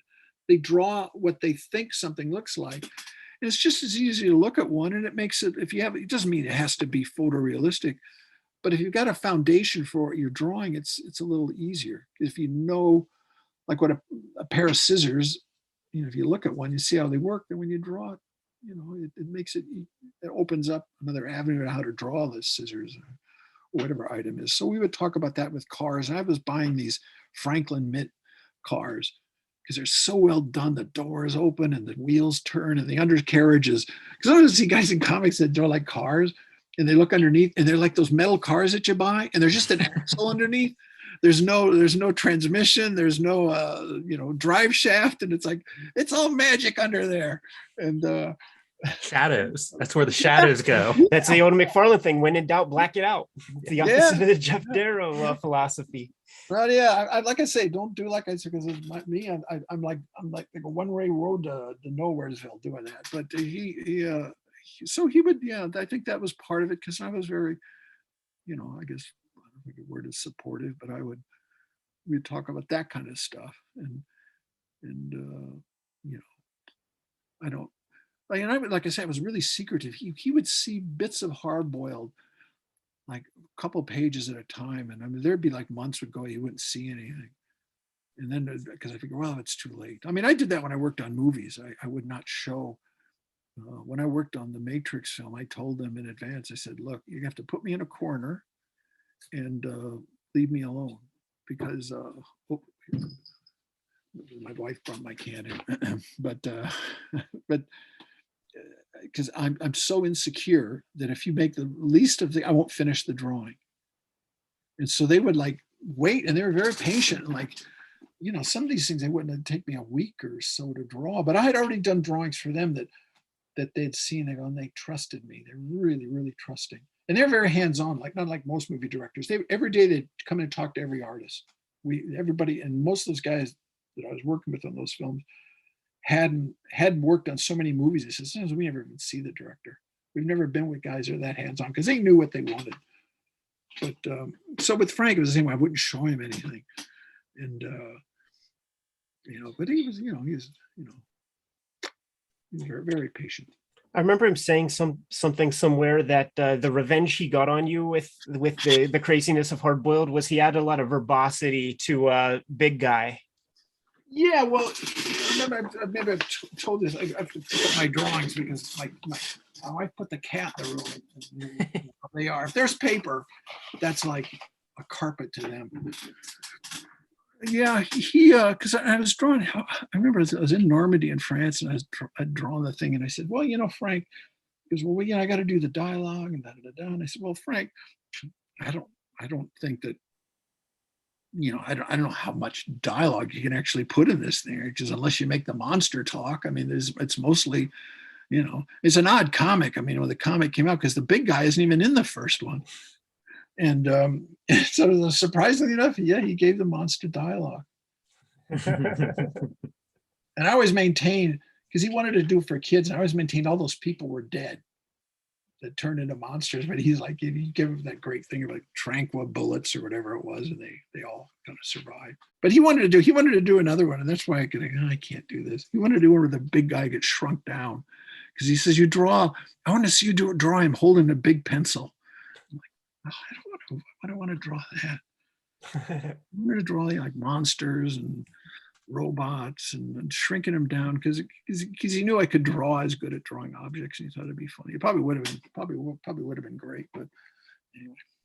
It's a lot of carpet fiber you'd be drawing. Yeah. I've never been a fan of the Atom. Beautifully drawn.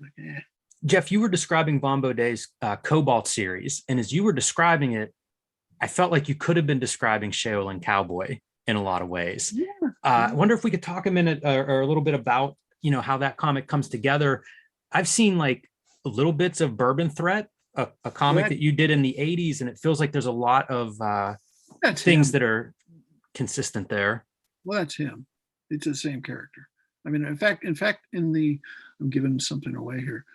And I think in the second one, I don't know if you've read it, but there's a point where this guy comes from hell, this kind of celestial figure comes back, and he's going to take him to hell, but he has to be able to say his name. And so he's because he's all had all these assumed names. At one point, he starts to say Burr, but but no, it's the same guy. Yeah, because I mean, I was a big Japanese movie fan, and I loved Zatoichi. I liked the actor Shintaro Katsu, and he's kind of modeling him. He's kind of modeling him in a drawing that Mobius did once, and I was just loved. It was like a Christmas thing. It was a guy with a big nose, and I just thought what I liked in Japanese films is you'd have guys that were heroes that didn't look like it, and that's what I liked about. I really like that movie Nobody with Bob Odenkirk, because it's like the idea that I really like those John Wick movies, but when he walks into the room, he's gonna kick your ass.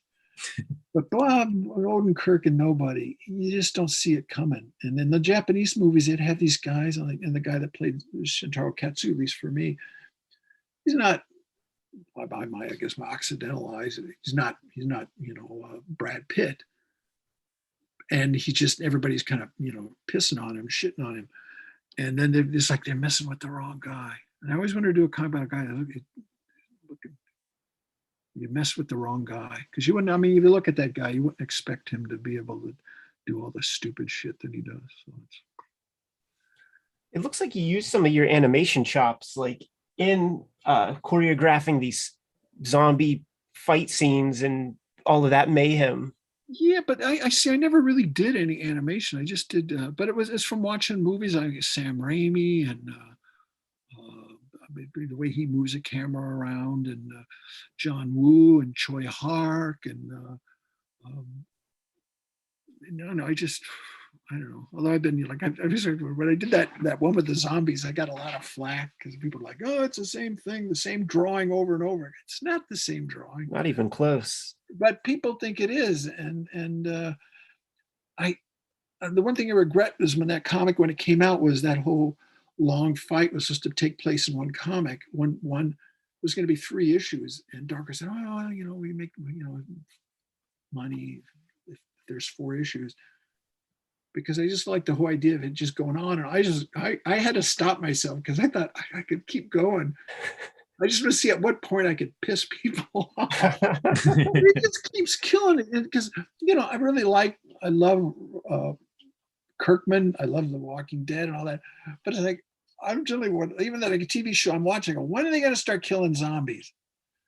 And I thought I'm going to do a thing where that's all you get. I'm going to get this out of my system where I kill zombies. I used to have when you hear the story about it, I hung out a lot with Alejandro Jodorowsky in Paris. I go and watch movies with him, and we'd talk about stuff. And I said, I have these recurring nightmares where I'm getting killed by zombies.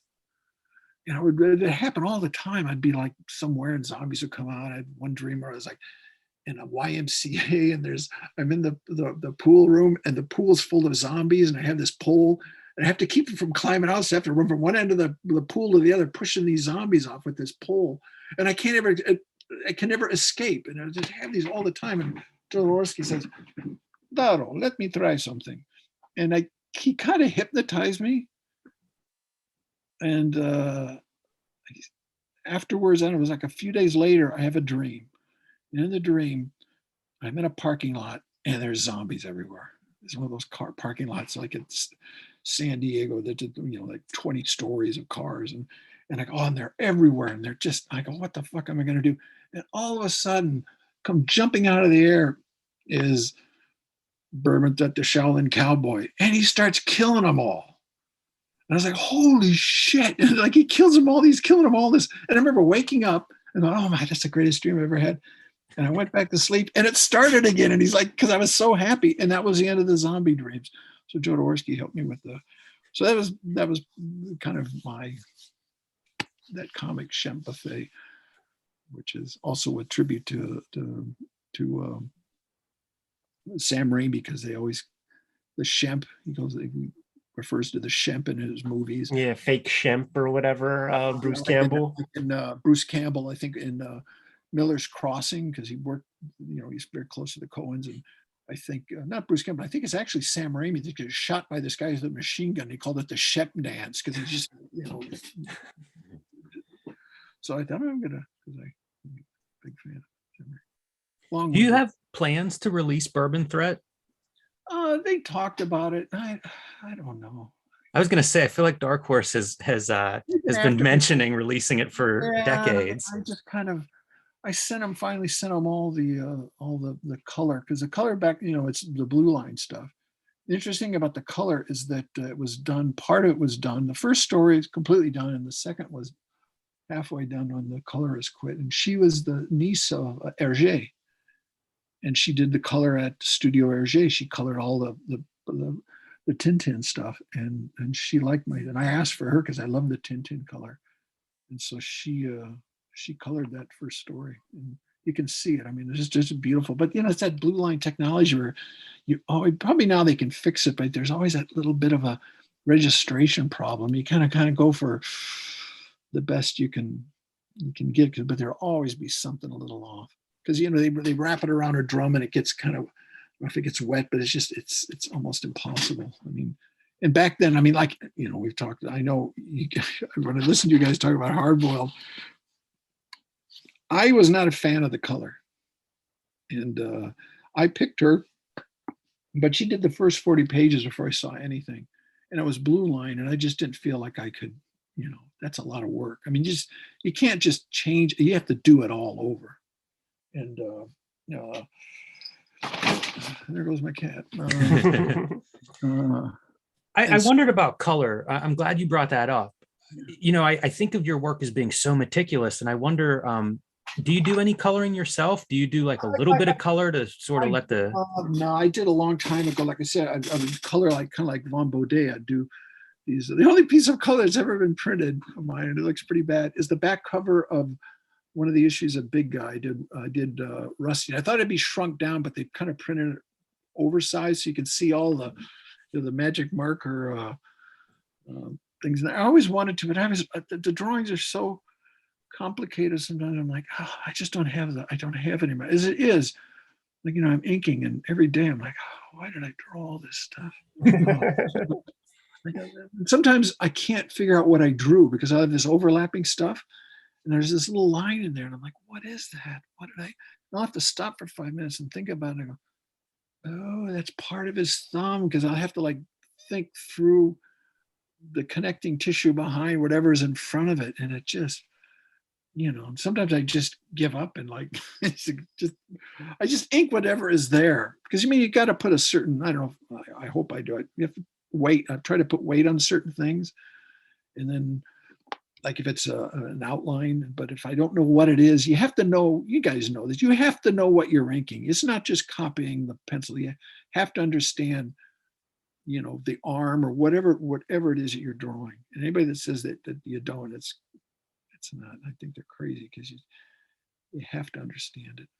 And sometimes it's like I say, I've got like, these complicated, like even when I was working on your cover, Ed, I was like, what the hell where's this cable go? What's it connected to? I have to stop and try to figure it out. Okay. Do you enter some like a kind of a flow state, a meditative space? Does the day just disappear when you put pencil to paper or pen to paper? It's a lot of work. You can't be taking too many breaks. Something tells me you're not on Instagram every half hour or something. No, I like now I try to get up, and because I'm not a young guy, and I get up to walk just because well, I had an accident a long time ago where I severed the muscles in the quadricep muscles in both my legs, and that took me out of the picture for several months. And so and they're not the way they used to be, so I have to walk to make sure that they kind of. So I get up to walk, but sometimes, and then other times, I don't know if you guys run into this, it's just like, God damn, I can't get started. It's just, I'm overwhelmed by it, by what it is that I have to, but once I actually start, then I'm fine. Sometimes you ever get that, you're like, I feel good, and and And then afterwards, I go, and sometimes that scares me too, because I think afterwards, ooh, no, that wasn't. Because I don't do drugs. I never really did, but I did smoke marijuana a few times and drew while I was doing it. And I was so convinced I was a genius, and the day after I was like, ooh, nope, that ain't working. And I never, I mean, a lot of people thought, because the French thought I was like a drug addict. Did I ever tell you this story about this TV interview with the pig heads? And No. so Hard Boiled was coming. Hard Boiled had come out, at least because it was split up into 2 books here. And here, come here. And there he is. My big old Maine Coon cat. He so that they sent me to what town was it? I don't know, the French city of I can't think of it, Amiens or something like that. And they were going to do a TV interview with me. And so I take the train, I go out there, and it's like a 2-hour, 3-hour train ride. And I show up, and of course, I walk to the TV station, and I show up, and they said, "Can I help you?" And I said, "Yes, I'm here for the interview." And I said, "Who are you?" And I said, "I'm Geof Darrow." They get this kind of shocked look on their face, and they go, "You're Geof Darrow?" I said, "Yeah." And they go off, and they brings these people out, and they look at me. "You're Geof Darrow?" I said, "Yeah." Because we imagined you as having like a mohawk haircut and piercings and tattoos and this and that. And I said, no, it's just because I'm very conservative looking. It's like, okay, well, we're going to do some makeup on you. I said, makeup. So yeah, we're going to do a thing where you like your throat is cut. And they're going to do this prosthetic thing where my throat is cut while they interview me. And I said, no, I don't. I didn't come here to perform. And they said, well, oh, okay. So they let that go. Then they take me to this room, and they have on a platter 2 pig heads and a chainsaw. And they want me to be cutting up, answering questions, and then cutting up a pig head with a chainsaw. And I said, look, I don't know. I'm not here for that. I said, it makes no sense. And I said, about the best you could maybe get me to do is to make it look like I sharpen my pencils with a chainsaw, because that might be kind of funny, but I'm not going to cut up pig heads. And so I'm doing the interview, and these people are coming in and out of the studio and going, why isn't he cutting up the pig heads? And they're talking in French. Go, no, he's not going to cut the pig heads. What about the pig heads? And because that was their budget for this thing, was buying these pig heads. It was a good story. I thought I was. It's a heck of a career, Geof. Where that's a concern. Is there anything that you ever had, that kind of stuff? Or? For sure. In France, by the way. Like I remember getting set up for some sort of interview, and the pictures that they used in the magazine were like in between photos, and like where I wasn't nearly ready. It was like shooting up my nose and stuff. And I think it was because the guys who set it up, they were actually arguing with my publisher like earlier, because they showed up a little too late. So they just did it as like revenge on the publisher. And my thought was like, well, why even do anything? Why publish something that looks half ready, or, unfinished or unpolished? And, I have no idea. They always want you to perform. And it's like, I mean, they did that with Walt Simons, because they heard he played the piano. And that's when I first met Walt Simons, was at Angoulême. And Walt, he's a really sweet, nice guy. There's no way I'm not doing that. I'm not here to perform. I don't know how, maybe I'm not that great a piano player, but they're always, it's, and I never saw the thing, because they never tell me. I remember my landlord at the time, was always giving me static about stuff, because you can't hang out your laundry on the balcony, which is because it's considered unsightful, and you can get a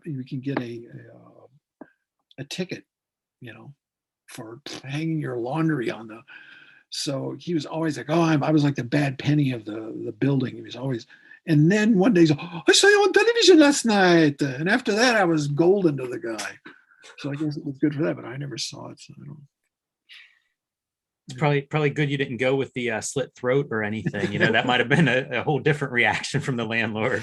They didn't even take me back to the train station either. Okay, bye. And I was like, okay. But Jeff, aren't you at least a little curious what it would look like to see a chainsaw run through a pig's head? Oh yeah. But at this time, it was like, I wasn't there to perform. And I told him, I said, if you pay me, I'll do it.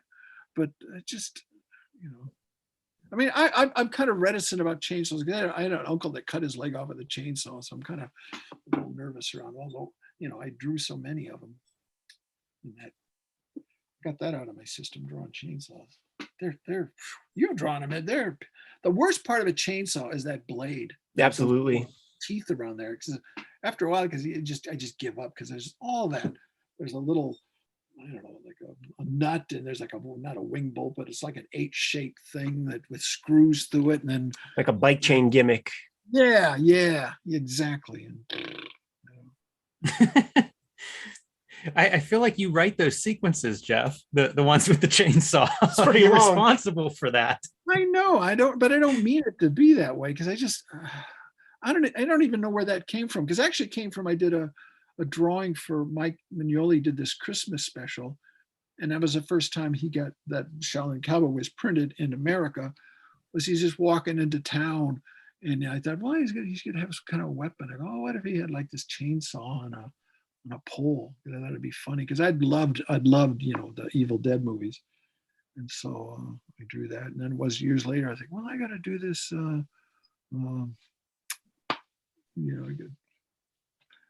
Action sequence, and I've been watching these kung fu movies with guys with staffs. Wow, what if I? So anyway.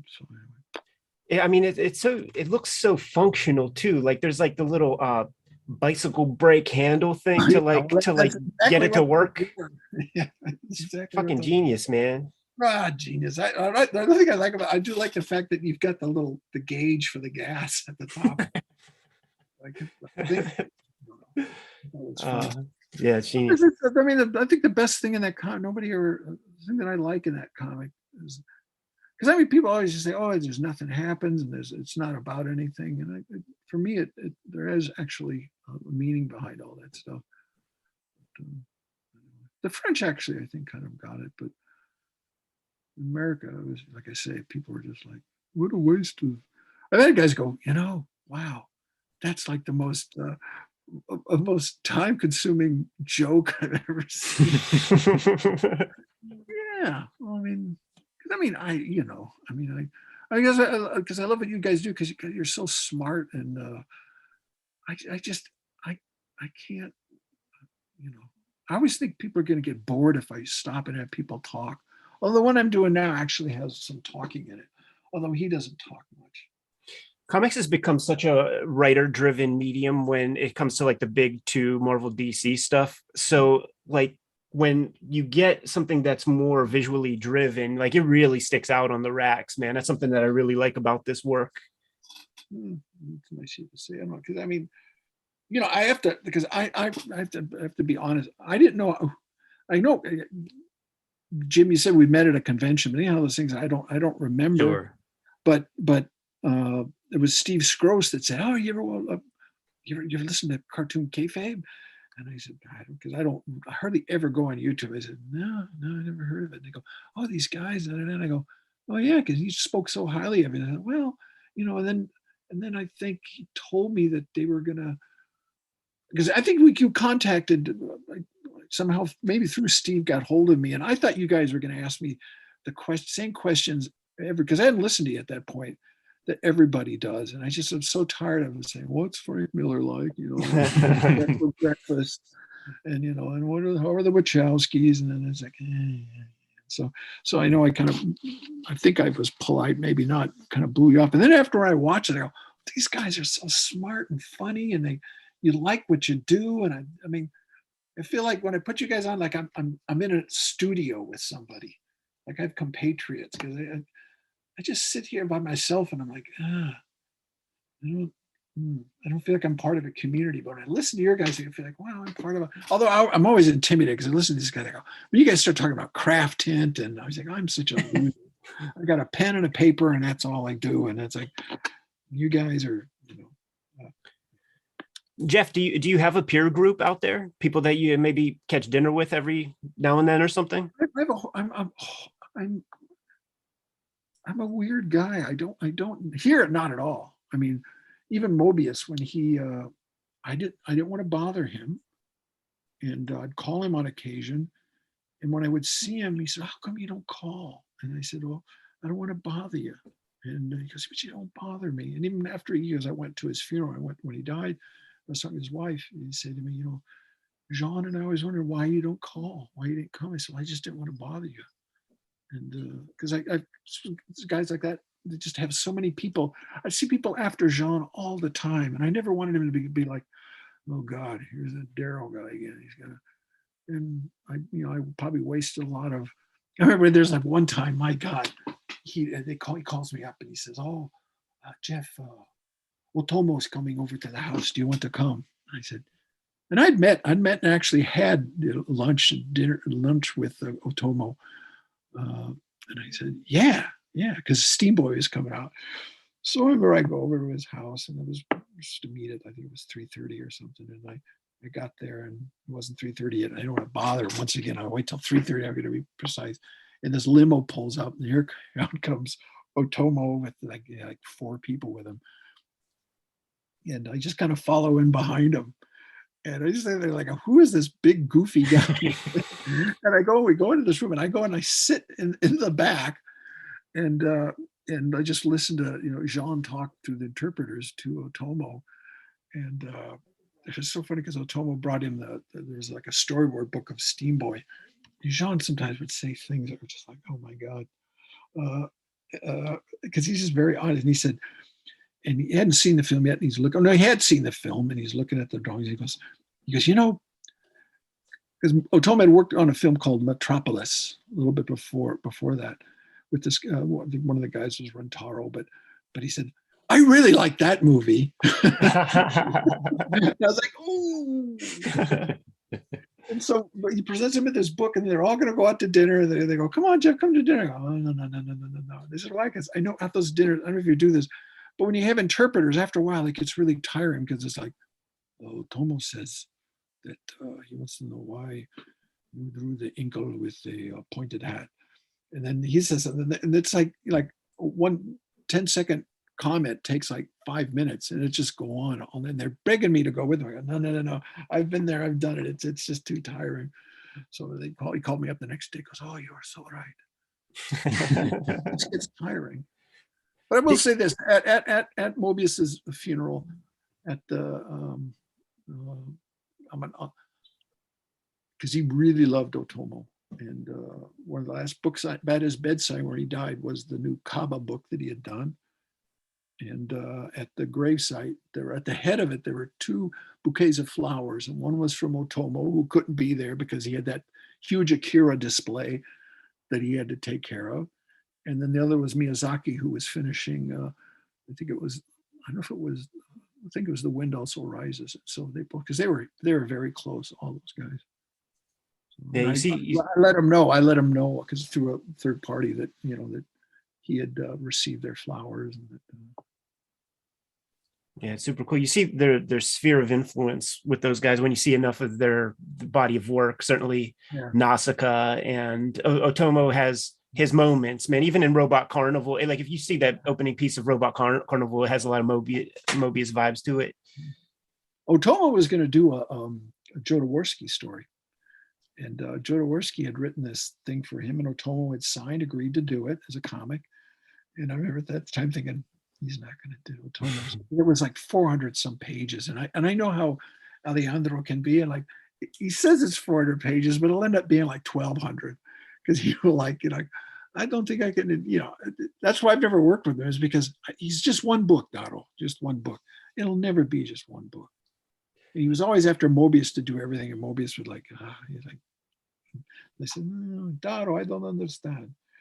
I have Otomo wants to work with me. I have Mobius and Book, and you always say no." I go, "Well, maybe next year." But because I like him, he's a real character. But it's never just one book, and I don't know that I could, keep it going for 4 books.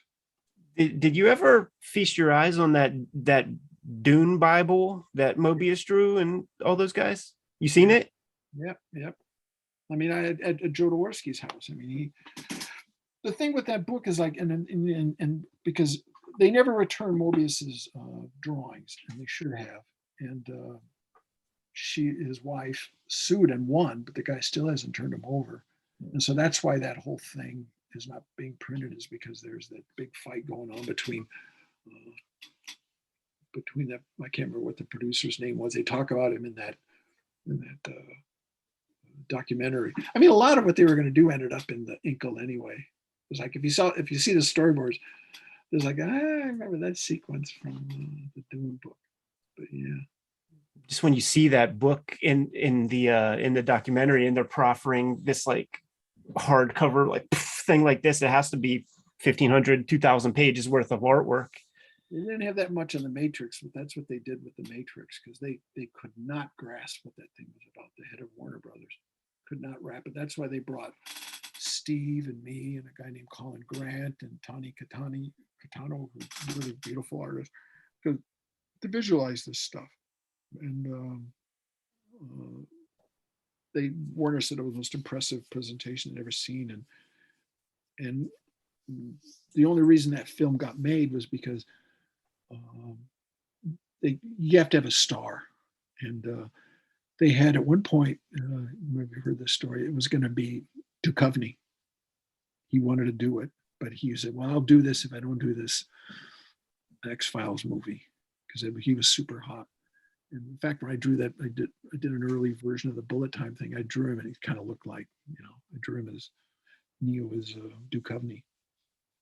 But that didn't bow out. So then they had, Leonardo DiCaprio came in, and he said he'd just finished doing the Titanic, and I guess it was a horrendous experience. And he said, I can't do another visual effects picture. His dad's a big comic book guy. Yeah, George, man. There's a documentary on Netflix about Zukalski, this artist Zukalski, and George DiCaprio's all over that thing. Yeah. There's also Rhino Video. Years ago, they put out this Robert Williams documentary. Man, that's really, really good, and gets deep into the underground stuff. And you sort of see George DiCaprio on there talking about like, we chose, Leonardo's stage name after some Robert Williams, Leo something or other. Yeah, maybe we heard this story. Like I was at San Diego, and I'm sitting there, and there's Gaston, who used to run this great comic book store called Meltdown. Oh yeah, wonderful place. And he's got this kid with him, and this kid wants to buy artwork, and he's looking at this stuff, and he's I want to buy this. And they kept talking to, and he kind of talked what I thought of, and he was like a hip hop guy. There's these terms, I don't know what they were, and he kept talking about the cheese. I got to buy the cheese, and you think this is, and he's picking up these drawings of mine, and he's going, yeah, what do you think this is, the cheese? And I went, I don't know, it could be gorgonzola. It depends on your taste. And I didn't know who this guy is. He's wearing sunglasses, and we're talking, and we keep going back and forth, and I'm kind of giving him a hard time. And at one point, Gaston says, he says, well, you got to treat him right, because after what Sam did with that, the Quick and the Dead, which Leonardo was in, and there's a scene in the Quick and the Dead where Gene Hackman shoots the black gunfighter and blows a hole in his head, and you can see through the hole in the head, and you see and that's the shot out of Hard Boiled. And I know it's a shot out of Hard Boiled because I was invited to a party at Sam Raimi's house. They invited me over when they were doing this John Woo movie, and John Woo was there too, and Bruce Campbell and Sam, and I gave each one of them the front and the back cover of Hard Boiled with the hole blown through it. So he put it in the movie, and like Leonardo was like, oh yeah, and it's, I remember shooting ahead of myself, and I realized, fuck, he kind of looks like, oh shit, it's Leonardo DiCaprio, and he's I guess he'd come down there to see. He came to see me, and he went to see Mobius and to buy artwork from us. And I remember he buys this artwork from me, and he writes me a check, and he gives me a check, and I take the check, and I said, can I see an ID?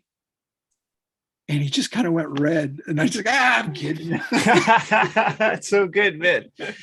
That Gaston guy, he's got to have a million stories, man. He told me about hooking Kanye West up with Simon Bisley, and Kanye will like go visit Simon Bisley at some castle whenever he goes across the pond. Wow.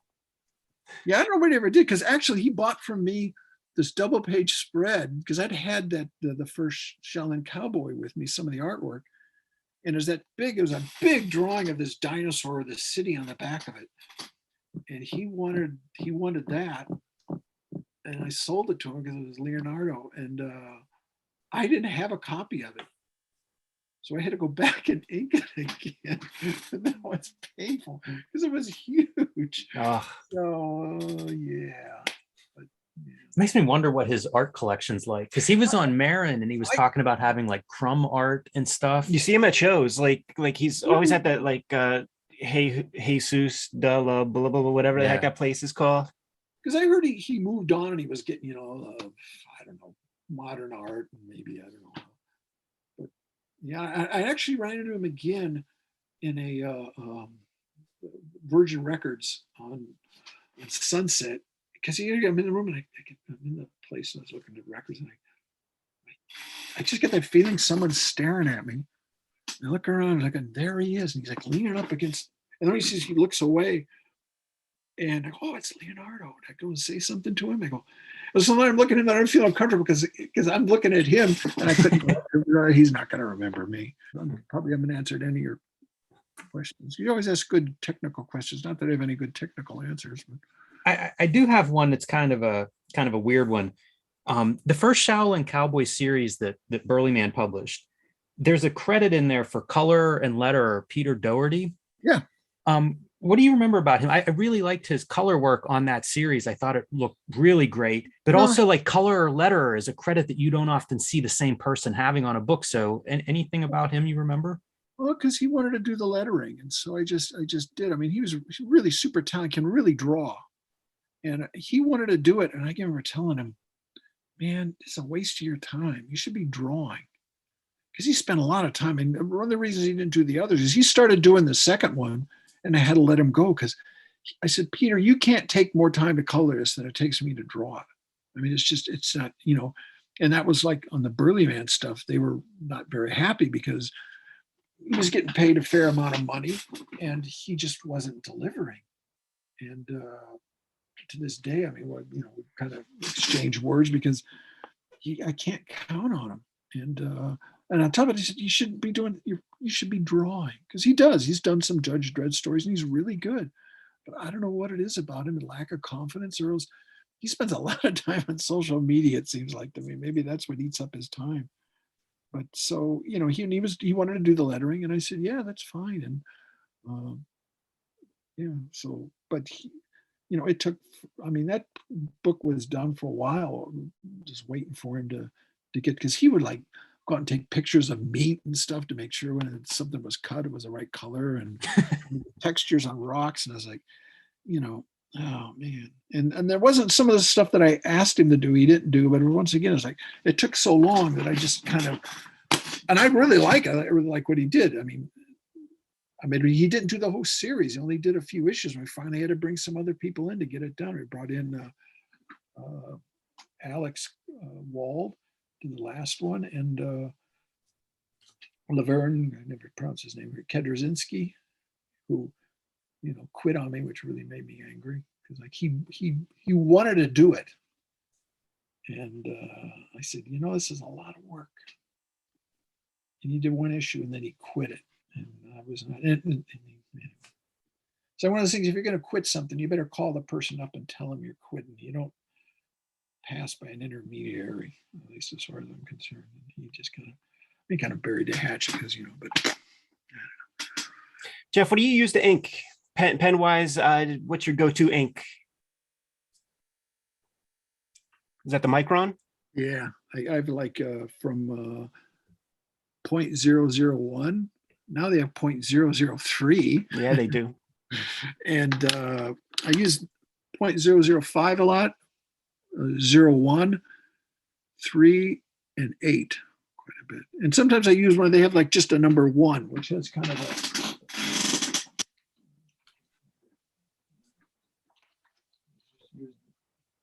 it's kind of a, they're nylon tips, and if you, here's one.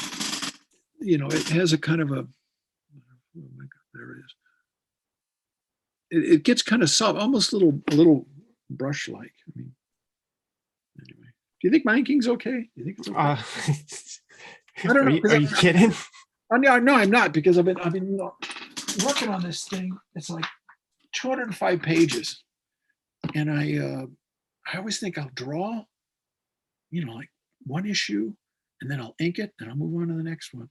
But I get into that drawing groove, and I think it's going okay. I'll just go a little bit further, and then before I know it, and then I got like 100 some pages into it, and I'm thinking. Then the COVID hit. I kept thinking, what if I die? If I can finish this thing in pencil, because when you see my pencils are really tight. I think you could probably print from the pencils. I said that if I can get it, pencil, because I mean, almost anybody could add the dialogue at this point, because it's just, for me, it's just guys fighting and stuff. And this one has a little bit more of a political thing going on it, but so I finished the thing, like 205 pages.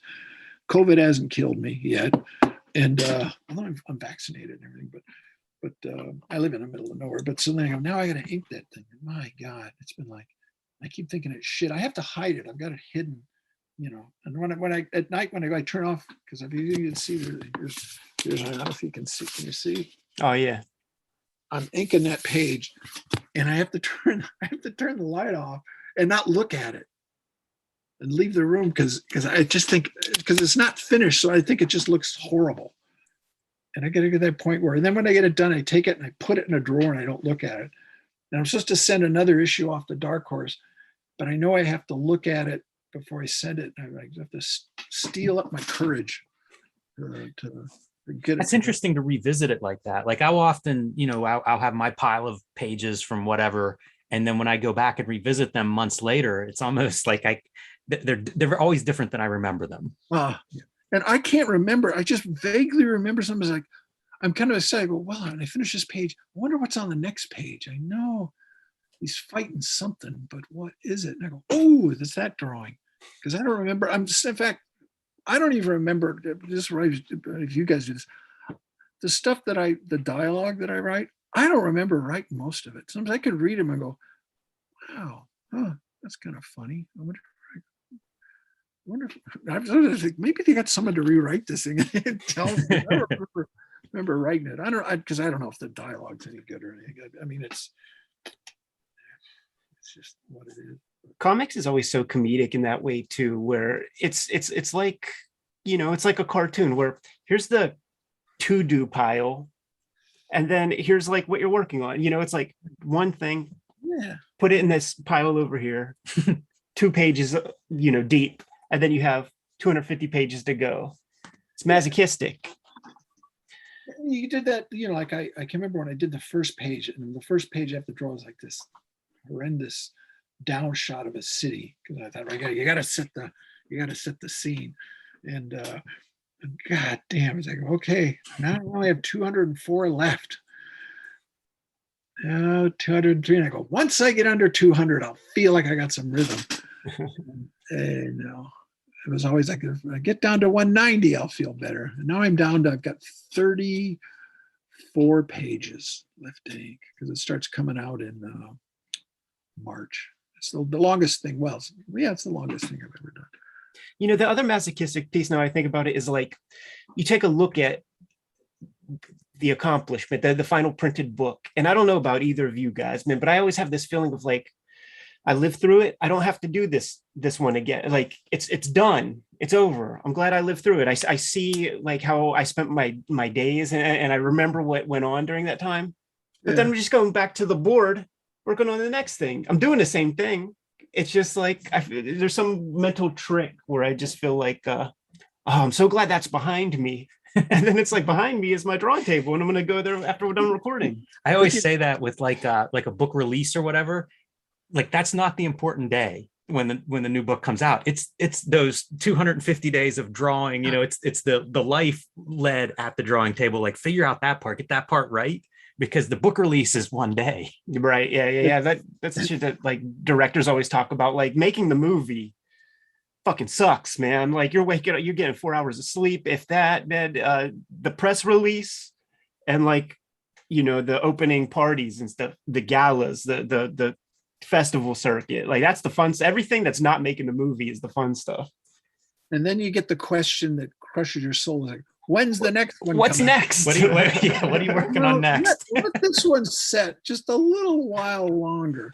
Like I've become so comfortable with that, because like what's the opposite, right? Like the person isn't curious, and like definitely don't want that, man. So I've grown to accept that thing and just like take that as a compliment, man, because what would life be if somebody wasn't looking forward to the next thing, Well, I mean, even if sometimes it's just too from editors, they'll sit there and they go like, we were afraid to call you up and ask you to do a cover because I said, if you call somebody up and you offer a job to them and they treat you like shit, you should never talk to them again, because they should just be, I mean, it's flattering to be asked to do something.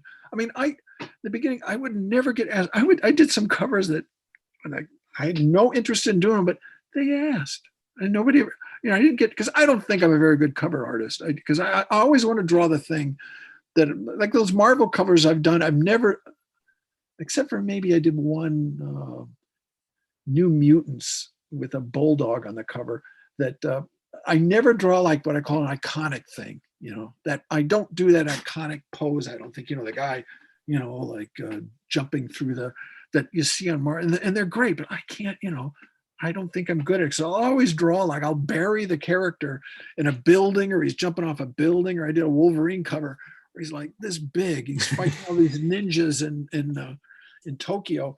And, like people, you couldn't tell it's a Wolverine cover unless you point out, see, there's the Wolverine.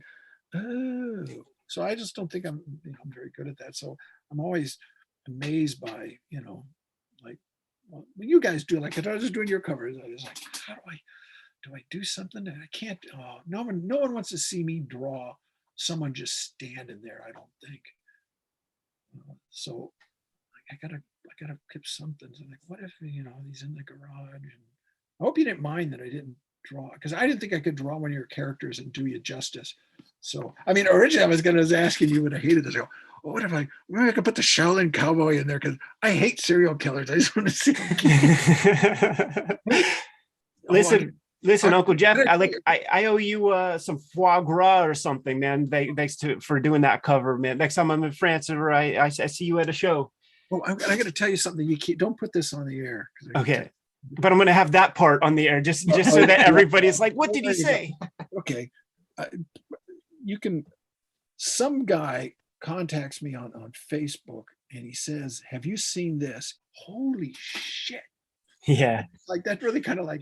And I just like, I don't know if it's something, it's not something to brag about, but it's like, there you go, those are my fans. And then you moved to rural France. Yeah. Well, when I moved to, because I've lived in New York, I've lived in Chicago, I've lived in Tokyo for a year, and Los Angeles, but I moved to rural France, not here, but Normandy, which is almost the same thing, and we were friends with most of the neighbors. And it's like I'm out in the middle of nowhere. And we knew this neighbor lady, and she lived there with her son, and she had the family caretaker who took care of their farm. And I remember waking up in the middle of the night because I heard what I thought was a car backfiring. And the next day, I'm out with my wife, we were driving, we go by their house, and there's all these cop cars.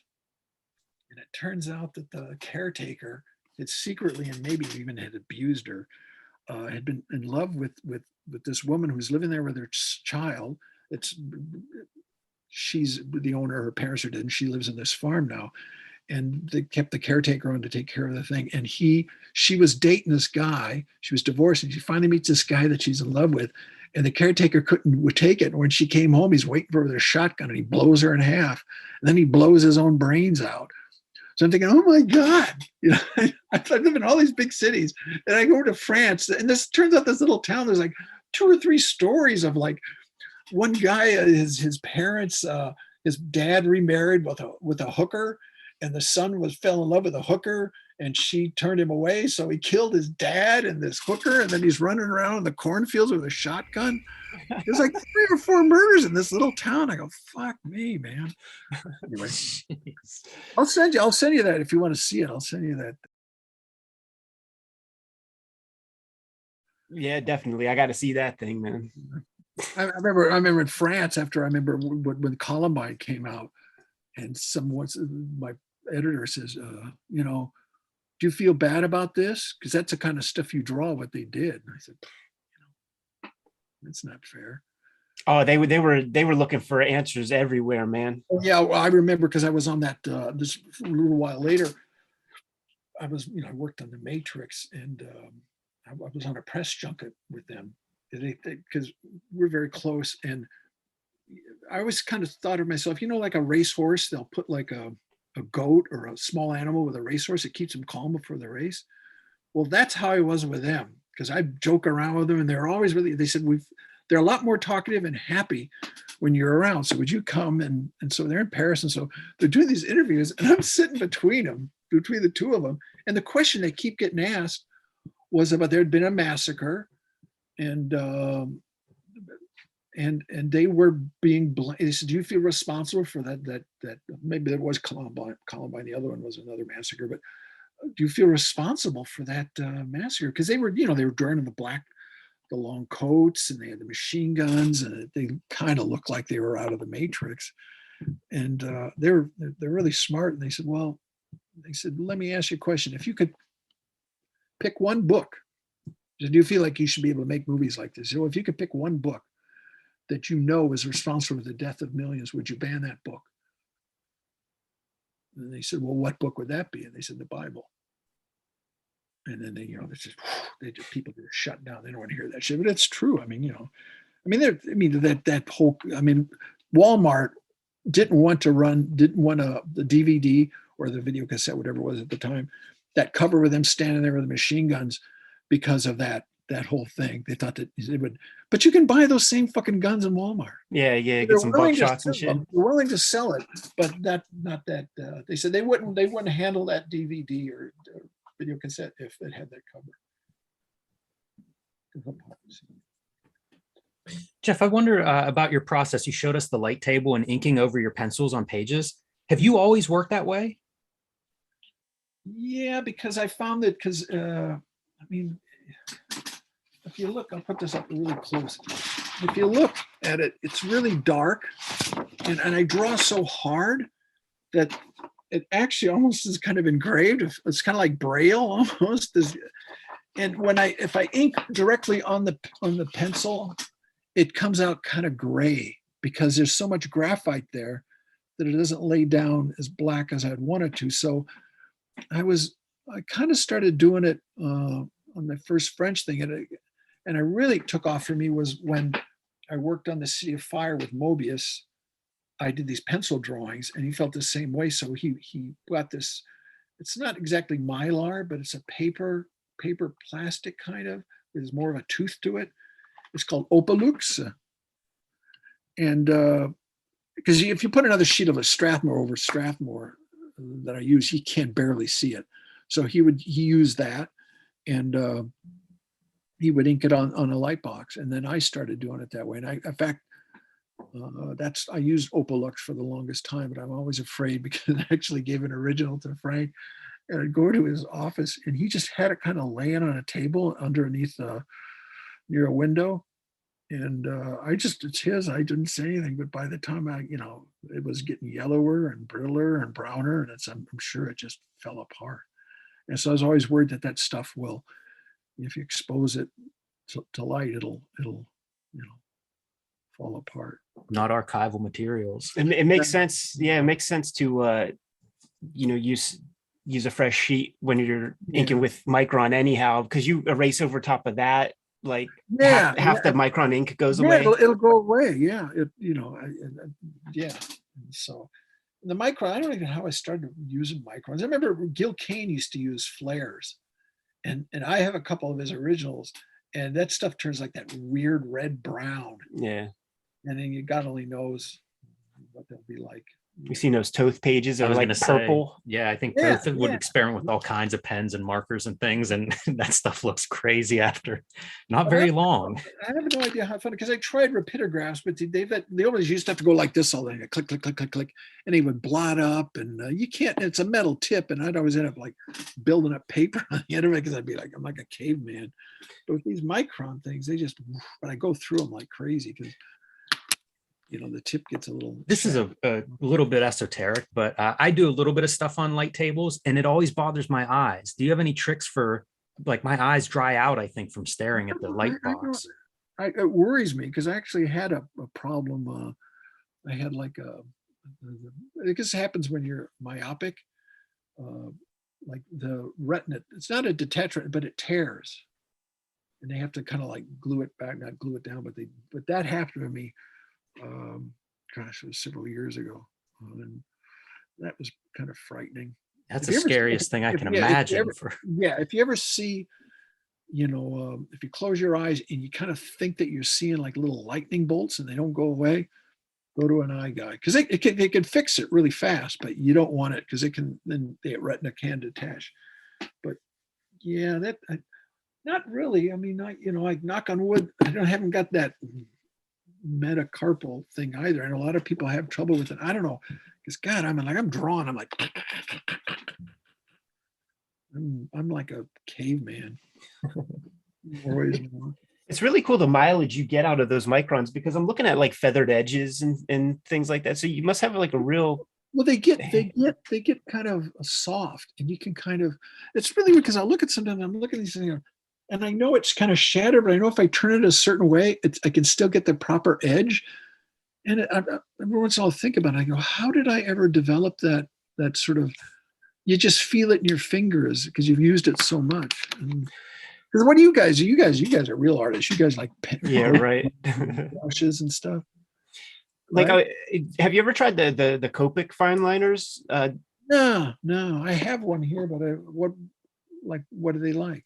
They're really nice, man. And the ink is blacker, and also it just it has a more the tactility on the paper just feels more sensual. You just have those size nibs on the end, or yeah, same deal. From the sets I have from 0.01 to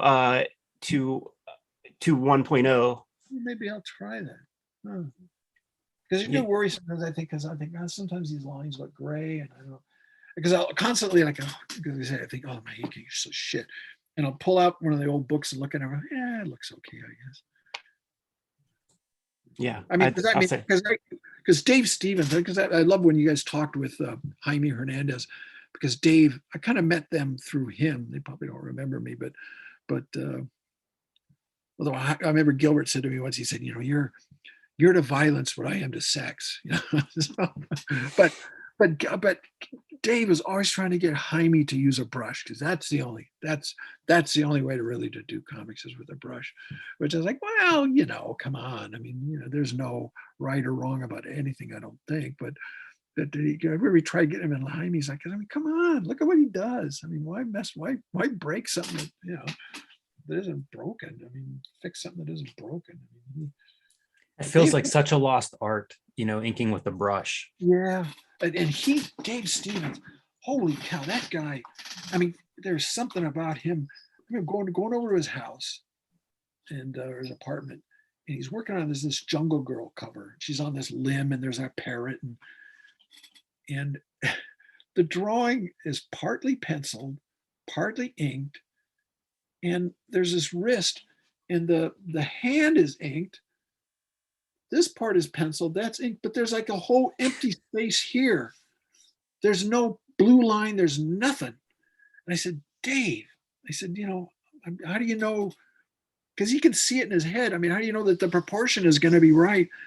And because he was like, he was always like, oh, I'm trying to find some reference of like a turn of an ankle or a turn of some photo that he would find in one of his, because he would collect old glamour magazines. And it's like, oh my God, I mean, that feather, that he'd feather that thing. And I remember Mike Kaluta would stay with him out in California. And I guess I was curious because I never knew what Dave was doing, because, I didn't know how he survived. But I said, so Mike, what did you see, Dave? What was he doing all? He goes, how much did he get done? Because he was trying to finish the Rocketeer. And he said, well, when I got there, he was working on this fedora. When I left, he finished that fedora, but it was a hell of a hat. that was Dave. He always told me, he said, I'm not going to do a lot of comics, but the ones I do, I want them to be quality. And he did. I worked on one of them. I did a background on the last one. He took out, because he's in a tenement and he's flying up these stairs. He says, oh, can you do so I did the backgrounds of these like staircases, and I had rats running around and garbage and this and that, and it all disappeared. Much clutter for Dave. Go to the tenement, for God's sake. There's going to be rats and there's going to be bottles and garbage. And Jimmy, yeah. This is a heck of a conversation. Jeff, I thank you so much for your time, man. Now, the stuff that you're sending off to Dark Horse, that's a Shaolin Cowboy miniseries? I'm sitting back here. They're still in the tubes. Is there a projected date that this is going to see the light of day? Yeah, the first issue comes out in March of next year. It's called Shaolin Cowboy. There's going to be 7 issues, and the title of this one is Cruel to Be Kin. That's excellent, man. What if, when that thing comes out, before final order or cut off, something like that, maybe we pick up the conversation again and promote that thing? That would be very kind and generous on your part, because I like that comic. I like doing it. And, I make money off it. They don't lose money, which surprises the heck out of me every time. They're not, but because I'm like you guys. I like to do comics. That's what I want to do. And whenever I've worked in movies, it's always been so that it's like a revenue source. I worked on the Matrix movies mostly because, well, they were, I didn't know who they were at the time. And I liked the script and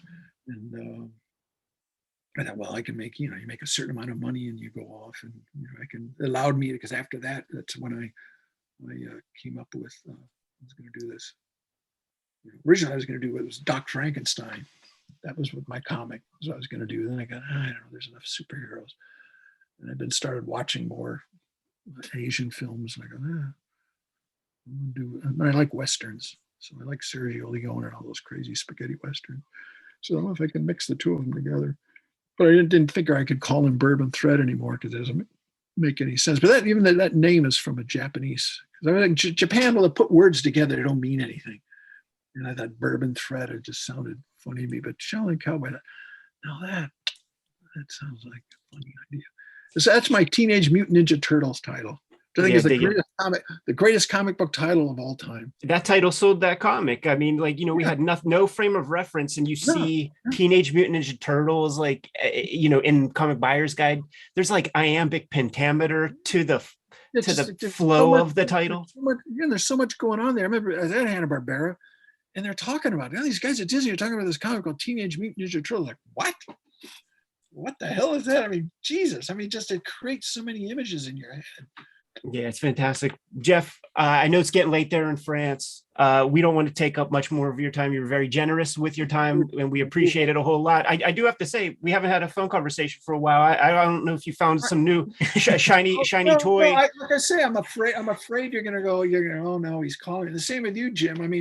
Because we talked for like 2 hours. I go, these guys are going to be like, this guy's like, just a pain in the ass. Because I'll talk and I was just here because I just wish I could show you my comics, because I really would like to know what you think. But I'm here in the middle of nowhere, and nobody cares. I've got some friends here because they're farmers, and they look at me like I'm from another planet, and I like these guys, but I want to hit those bookshelves right there, real bad. They're just so.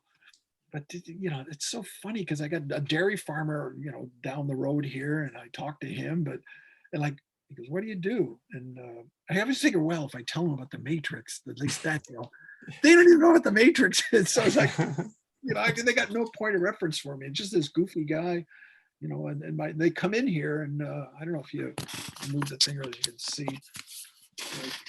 Oh, that's fucking awesome. Here's my.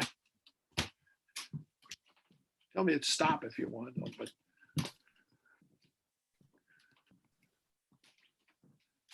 All the DVDs and toys. And if you look here, you see this?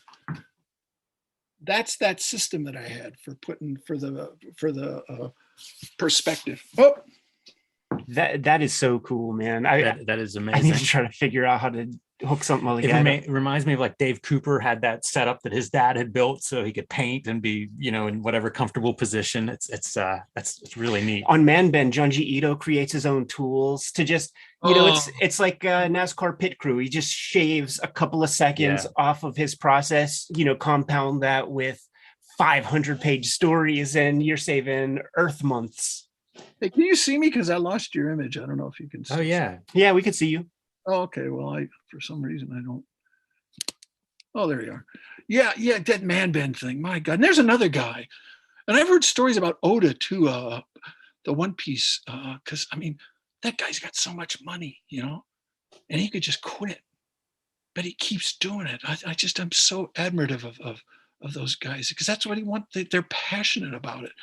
Hope it doesn't kill him. I mean, that it always does. Like, I mean, mangaka just do not live to be 70 even. well, the guy Sanpei Shirato, the guy that did Kamui, he's still alive. He's living on some island and he fishes. That's incredible. Yeah, I mean, but a lot of, I mean, Otomo, I mean, I can't, I guess he's my age, but he gave up. I mean, he makes films, but he, I think I don't know how that guy went back and finished Akira, because after doing that movie, it's like, man, how do you go back and finish something that you've already finished? It's one of the most fascinating phenomena I can imagine in pop culture, because he did a quarter, close to half of that book, in manga form. Yeah. And in the film, he's able to give that part a second draft. And it's in a lot of ways tighter in the film, like we could have that conversation, but then he has to dream up that ending for the film. And that's kind of Byzantine and like it's whatever. Yeah. So the second pass for that is the manga. Like you can't point to something else that works like that in pop culture. There's nothing that comes to mind where you get two chances, but like with two different media to complete your story. Yeah, and the two halves that are the drafts like flip. They do, yeah. Like the ending of the manga is like, first off, you get to see Akira. Like, talk about a cock tease, right? Like, you're gonna show me some eyeballs. You're gonna call this thing Akira. Like, that's why everybody thinks Kaneda's Akira, man. Because it's like, what? You're just gonna show me a little brain and some eyeballs? That's Akira? Like, that's not very satisfying. He always talks about how he did it all by himself, which is impossible. It's bollocks. I talked to a guy, I met a guy from Japan. He came and he was a mangaka, and he told me he worked as an assistant on it, because I mean, there's no you're not throwing any shade on him by saying that, because just drawing the lines on those buildings, for Christ's sake. And I know from just, God, you would know. You would know. Absolutely. You're the guy. And laying that craft tint and all that stuff on it. It's just, come on, man. I mean, there's no shame in it. It's like, my God, the just doing the storyboards for that thing are mind-boggling, if you ask me. But, yeah. And I think he did do the storyboards. Like, I think that is all him. And he's lightboxing some of the manga backgrounds and stuff like that to shave a little time or whatever. But you take a look at that Akira Club book, and it has all of the title pages for all the chapters. Yeah, and then I had all those because I subscribed to the Japanese bookstore and I'd go and buy it every week. So when it was being serialized. Yeah. Because I was just, holy cow, because I was just because I happened to, because in those days I'd just go into a store and I'd pull things out, because I couldn't read Japanese, and I just pull them out of the shelf and look at him, and I came across the one that he did. The first one I came was the Chinese, the Russian-Chinese War. I don't know what the title is. Oh, yeah. It's never been printed for whatever reason in the United States. It's fantastic. That thing influenced me so much, and because that's the one you brought back. Yeah, it's and mine is so broken up. from looking at the spine is broken. I remember that's the one I showed to Mobius, and he had never heard, he didn't know who he was. And then the next one was Domu, is that how you say it? Yeah. And I remember he borrowed that one he never gave it back to me. I mean, I just went and got another, but yeah, and just like, wow. And then when I don't know how I found out that Akira was coming out, but I, went down there, I subscribed, and every week I'd go and pick that thing in Young Magazine, and I'd cut, and I couldn't keep all of them because there's just so much paper after a while, but I always made sure I kept all those titles. So when the club thing came out, that was, and I didn't even know that, because I never bothered. Actually, I was watching you're talking about it, and I didn't know that they had translated it into English. Yeah, that's the reason to buy that new box set. I think actually Dark Horse, I think did the original printing. Yeah, I looked, and it was like they went like $150 for it. I was like, oh man, might as well get the box set. Well, yeah, I already had it, and I just have never opened the. Well, because it always bothered. I don't know how you guys felt about it, but and I'm not gonna put it because I like Steve Oliff, but I didn't want to see it in color. It doesn't need color for me. It's just I don't need it, and I think it covers up some of what he did. But so it's. I mean, there's whole parts like if you take a look at the Tetsuo big fetus thing that happens, it's completely almost like a surprint, computer colored over top of the actual line art. It doesn't look like it's not really Otomo's illustration. You're looking more at what Steve Oliff's doing, and that was that weird period. It's like pre-Photoshop where it's like some weird vector, lens flare thing. I maybe you'll be able to solve this because you were in on it from the jump, and you were around, and maybe you would know what some of the technology was when we were having the conversation about those early Akiras. And there's that painting that is the cover of the very first chapter. Right. And it's like, it's dubious. You don't know if it's Kaneda or Akira, and he doesn't know. Like, he just kind of, it was more an idea. And it's pixelated. It's like a mosaic. And then there's the Neo Tokyo map from the sky. And in the Tonkobon, it's kind of like a beautiful painting. But in that first magazine, it's a mosaic image, but it's clearly from the painting. So how the fuck does a guy in 1982 get that mosaic into print form? I don't know. I could find out. I could ask somebody. I'm so curious. Like if you that is a question I've been trying to solve for a while now, man. Because like there would be those manga where he would experiment with, I don't know, shooting a piece of art on a camcorder and then taking a photo of the screen of the television screen so that he could have that interlace, and that would be published in the books. And there were some Tetsuo images that were like that, but nothing with this precise digital mosaic. Well, I'll ask somebody that I know that knows him if they see him, because they go to the same bars. I mean, I remember one time when I was there. You know who Mike Arias is? No. He directed Tekkon Kinkrita.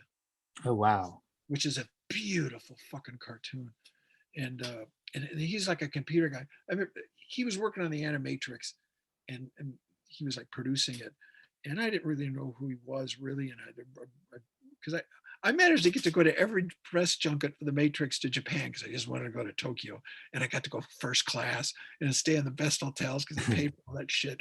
And at one point, Joel Silver gave me his chauffeured car. And I was being chauffeured around to this guy, and the guy was like, the day before he told me he had like the Prime Minister of Canada, and now he's driving this goofy guy from Iowa. It was like, come on, we're going to Nakano Broadway. And he's like, I was in Shinjuku staying in this cheap hotel, and he goes, I have never been to this part of town. But it was weird. I don't know, but anyway, Mike Arias. So I didn't know who this guy was. He said, I want to do this animated film. He can't draw. And I go, how does a guy that can't draw do an animated film? And he did it. It is so beautiful.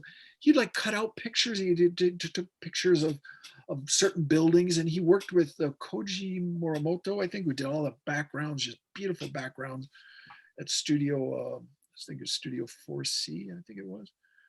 But yeah, that thing, and he knows Otomo. And Otomo like one of his, she worked with him. I don't know if she worked with him as an assistant on some of his films, but she developed a cancer and then she survived. And he bought her a bar because she couldn't work anymore, which was really cool. It was one of those bars, you know, Ed, it's like 10 people at the most, Sure. It was in this down, and we go in there, and then, you know, he generally shows up there at night to have a drink there. And that's the one piece that I just couldn't make happen when I was out there. Like we tried 2 times, man. And that was probably going to be the bar we were supposed to go to, man. And he got called away for 2 things, because they were about to put together that Art of Wall exhibit that sort of released, like, you know, the week after I split or something. But you know what, like, to bring up the assistant thing, the reason I brought up Akira Club is because when you look at the title pages, if you remember in Young Magazine, there'd be a little paragraph that would be like an autobiographical statement that the mangaka would have in relation to their strip. And it would be non sequitur, have nothing to do with the strip. But there are several of those pieces where he's just saying something like breaking in a new assistant, or I got a new assistant. So he clearly had assistants. It's just like when it all comes out, like, for whatever reason, man, he would say, you know, I had 2 guys or whatever. And it's like, I don't know, man. Big facility. It makes me, because when I was over there working on my aborted film, the Wachowskis had come over, and we were going to a meeting, and we were going to Kyoto because there's a super animator there that never does anything. But the producer talked him into animating certain sections. They call them cuts. They don't call them scenes. He does only 12 cuts a year, and he's agreed to do it on this film just because we were going to see him, and this crazy guy wants him to do it. But at the same time, oddly enough, in Kyoto, Mobius was going to be there to do a symposium with Otomo. And so we all meet, and I'm in this room, and I go, holy shit, you got the Wachowskis, you had Otomo, you had this director Rentaro who did Metropolis, you had like 2 other, Koji Morimoto, and there's all these incredible guys in one room. And they go, geez, if a bomb hit this place, it'd be like, you know, a huge. But I can see, I remember Otomo's face, because I walk into the room and he's busy talking to Mobius. Mobius, he goes, oh, and he jumps up and he runs across the room to hug me. And Otomo's like, oh, you know, who's this guy? So he keeps talking to me, and Mobius is so funny because he starts talking about, he loved that Metropolis movie. He goes, oh, I wish I could meet Rentaro. And I go, that's right across the table from you. Anyway, I digressed into a crazy story. That was the way he was. He was just, but yeah, it was a funny, I'll find a picture. I'll send you a picture of Otomo and the Wachowskis, and yeah, it's funny. But, Geof, can you talk about your animated feature? Is that something that you can or want to talk about? Yeah, how far that went? What happened with it? That was like, yeah. It didn't get finished because originally it was going to be a Japanese, because the Animatrix made so much money that the studio Madhouse had wanted to do another film, and they contacted the Wachowskis, and they thought that Shaolin would make a good movie. And they said, hey, do you want to direct it? And I was like, I don't know. I said, I don't know if I can. I said, do you think I can? Because I'd been asked to direct stuff after The Matrix for some ungodly reason. You know how Hollywood is. They're like, and they'd call me up and go, we'd like you to work on this. We'd like you to direct this movie. And I go, I'm not a director. I don't know how to direct a film. And like the Wachowski goes, you're crazy, man. Don't ever say no, because we could tell you everything you need to know in 20 minutes. But I'm still like, anyway. But so they said yes. So I said, yeah. So I wrote the script, and then they liked it, and they got half the money was supposed to be put up by the Weinsteins. And it was like in 2008, and there was the crash, and the Weinsteins had already overextended. They got into fashion and all this stuff, and they were losing money, hemorrhaging. And they basically agreed to do Shaolin because they wanted to get in business with the Wachowskis. And they thought they only had to put up like $3 million. They thought $3 million, that's nothing. It's like a calling card to get into business with them. But they never, ever even got together. And when push came to shove, they had to cut loose stuff. They cut loose that thing. And so I'm over in Japan, and I can't tell the Japanese who are still producing this thing. And I'm thinking they're losing money and they're desperately trying to find the financing, the Wachowskis. And Speed Racer had not done well at all. So they're, you know, how that affects your cachet in Hollywood. You're only as good as your last hit. And they couldn't find the money because they couldn't put their thumb on what it was, because it's not for kids, kind of, and it's not, you know, such a crazy thing. But so anyway, but I was over there for about altogether about a year, and Steve Scrose came over at one point to help me storyboard it. But the whole thing was storyboarded. But the way they do it in Japan is it was almost half finished when they finally gave up. But they don't do it linear. There's no linear way about it. They'll do like, well, I'll do part of this scene, but they're waiting for this animator who's really good at doing guns to finish that. And there's this guy who's an expert on drawing dust. And they don't do pencil tests unless you pay them to it, because you animate it and you shoot it. And if it doesn't work, then they fix it. But they don't do pencil tests. So there's some layouts, some key animation, some partially full animation. And I was equated to like a house that has the couch, some of the plumbing, some of the staircase, some of the walls, and some of the electricity. If you put it all together, it'd make 40% of a house, but it's not going to look like a house. And that film I've got little bits of it. If I had it, I could film it and send it to you if you're interested in seeing it. They managed to talk him into doing a little, to try to sell it. And there's one of the guys that did a sequence was this, did you ever see Mind Games? No. Wow, he's like this crazy, just amazing animator. And the whole idea was because the crab is in it. The talking crab is one of the villains. And the idea was that when he tells his backstory, the crab, this really, really good but sort of surrealistic animator was going to animate that sequence. So it was like seen through the eyes of this crab. And that part, they got a lot of it done. It's the whole part, if you remember in the comic, where he goes to the Shaolin temple, and he goes in because he wants to train to beat the cowboy for eating his family. And a lot of that got done. But there's so much of it is just, there's a little bit of it that has a fight in it. And I actually put in one sequence, the main reason for the whole story happening is my cat's looking at me over the top of my screen. See those whiskers in the immediate foreground? The head is like right on the top of it. At one, because I put Marv and Nancy in it. There's a scene in this diner, but I drew Marv. It's like, you know, he was going to be all in black and white and gray. Oh, that's cool. And Nancy in the thing, and Marv looks like he's been, you know, like he's, I don't know, like he's gotten AIDS. He's like, he has not aged well, and because he's all this rough life and all the, I mean, like he'd never gotten electrocuted. He just worn out from all the killing and beatings he took. And she pickpockets the wallet of the Shaolin cowboy. So when he goes to pay his bill, he's got no money, and that he has to pay back. The waitress pays for his, and he has to pay that back. But it goes into this whole thing. There were zombies in it. There was like this giant monster that had all these little creatures living on its back, like remoras, and they all at the time, because it was in 2008, they all looked like George Bush. And they were like, they loot this town, and it was just totally crazy. And there was like, the main villain was, because I was been watching The Sopranos, and I thought, well, there's this other gang family that I call the Caesarians, and there's this giant body who kind of looked like, the body looked like, you ever seen Tora-san? Mm.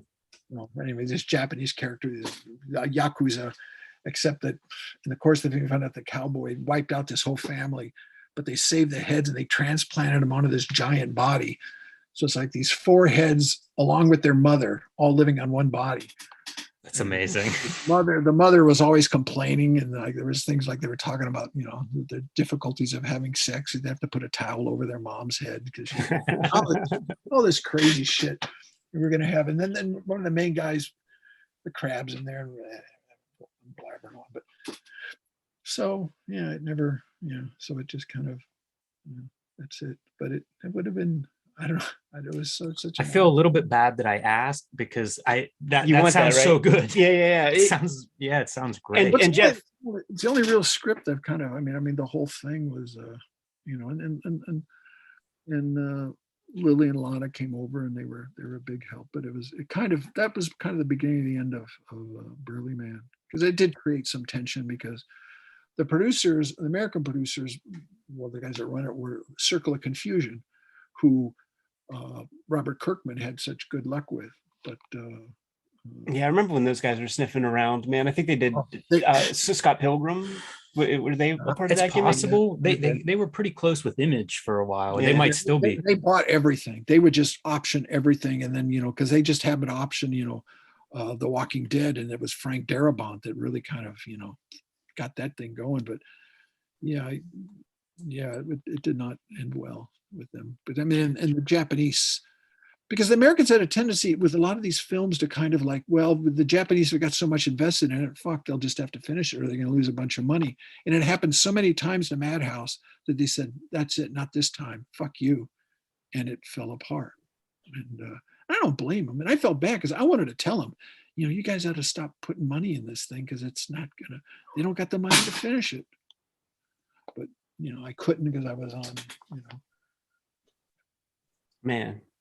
Yeah. But I stayed in good terms with them. But I met a lot of guys. I met a lot of artists there, and yeah, Madhouse is dope. Like they do like Ninja Scroll is near and dear to my heart, man. And that was. But the guy that did that was the guy, and I'm still friends with him, Mariyama, who they kind of booted him out because he's interested in doing animation, and they wasn't making a lot of money, that company, and so they kind of forced him out, and he started another company called Mappa, who does a lot of stuff on Netflix. And they do good stuff. And he's kind of left that company and started another one. And it's correct because he uses the same typeface for his logos. So the Madhouse logo is the same as the Mappa. And he had like Satoshi Kon, if you're familiar with him. He did Tokyo Godfathers and Paprika. And he was doing his last film. I met him. It was almost like the year before he died, because he died really, really suddenly. And he was working on a kid's film. It was kind of like about robots, kind of an Astro Boy kind of a thing. And he got this, I think it was pancreatic cancer. And he was like storyboarding it, hoping he could finish it. And then he was just talking into a cassette player, or whatever it was. He was recording what he wanted it to be. But and Mariyama has never been able to get anybody, because it's kind of hard to finish this guy's movie. Because how do you follow that? Yeah, that guy is filled with vision for sure, and it's very singular. And could draw, man. His comics are fantastic. Yeah, for sure. Jeff, we could do this all day, man. Yeah, I'm sorry. No apologies, man. Fantastic. Some good food for thought. And I want to pick it up again whenever the Shaolin Cowboy miniseries is close to coming out, so that we could try to help goose the numbers for comic shops to order it and everything. They're soliciting it at the end of September, I think, because I turned in the cover and the solicitation material. We got some, then get your shops to order this thing, man, and we'll do a reminder whenever final order cutoff is close. It's been always a pleasure. Like I said, it's great, you guys. I'm surprised you want to talk to me, but it's great. It's a lot of fun. I like guys that like to do comics, because I don't know, it's like so many guys I'm gonna be like, they want to get into movies, and it's like, man, we work on a movie like one bolt in a giant machine. And yeah, listen, man, this comics medium is everything to me, man. It's beyond just art. It's like, it's a culture. I mean, Jimmy and I like spend 6 days a week drawing comics, and one other day talking about them for a whole fucking day. So you do it every Thursday. It's every Thursday you do this. Yep. And in order to even do that, got to read comics in between all our drawing and stuff, man. So it's all consuming, and I would have it no other way. One really quick question is not because can you make money doing this? Is it like, if you get so many viewers, can you like get advertising, or does it matter to you? I don't know. You know, it's trash, but what you get is very successful Kickstarter on Jimmy's part, and the most popular. I just wondered if, like, because like some of those YouTubers that make it, I was hoping you guys got some kind of a thing of it, because you do a great service to everybody. I think it has its benefits. I was trying to real quick. I wrote an email to Frank's Millers because I was telling him, you really should let these guys do a great job. And but she's kind of like, well, send me the links. I go, you don't need any links. Just go on YouTube and write in Kayfabe. And She's probably watching wrestling videos right now going, Yeah. I don't understand. Yeah. What is Jeff talking about? Yeah, hey Frank, man, let's have the shoot interview. Quit playing, quit hiding behind a damn assistant or whatever. Don't hide behind your producer, goddamn it, Frankie. there you go. That's okay. We have some conversations to have, man. We've been looking at your work a lot. Good food for thought, man. Apple 5, that's the one we want to talk about. We ain't going to ask you the same old bullshit about grim and gritty. Yeah. Those words aren't even going to come out of our mouths. Okay. You think you heard that, Jeff? Anyhow, man. Jeff, thanks so much. It's been a pleasure.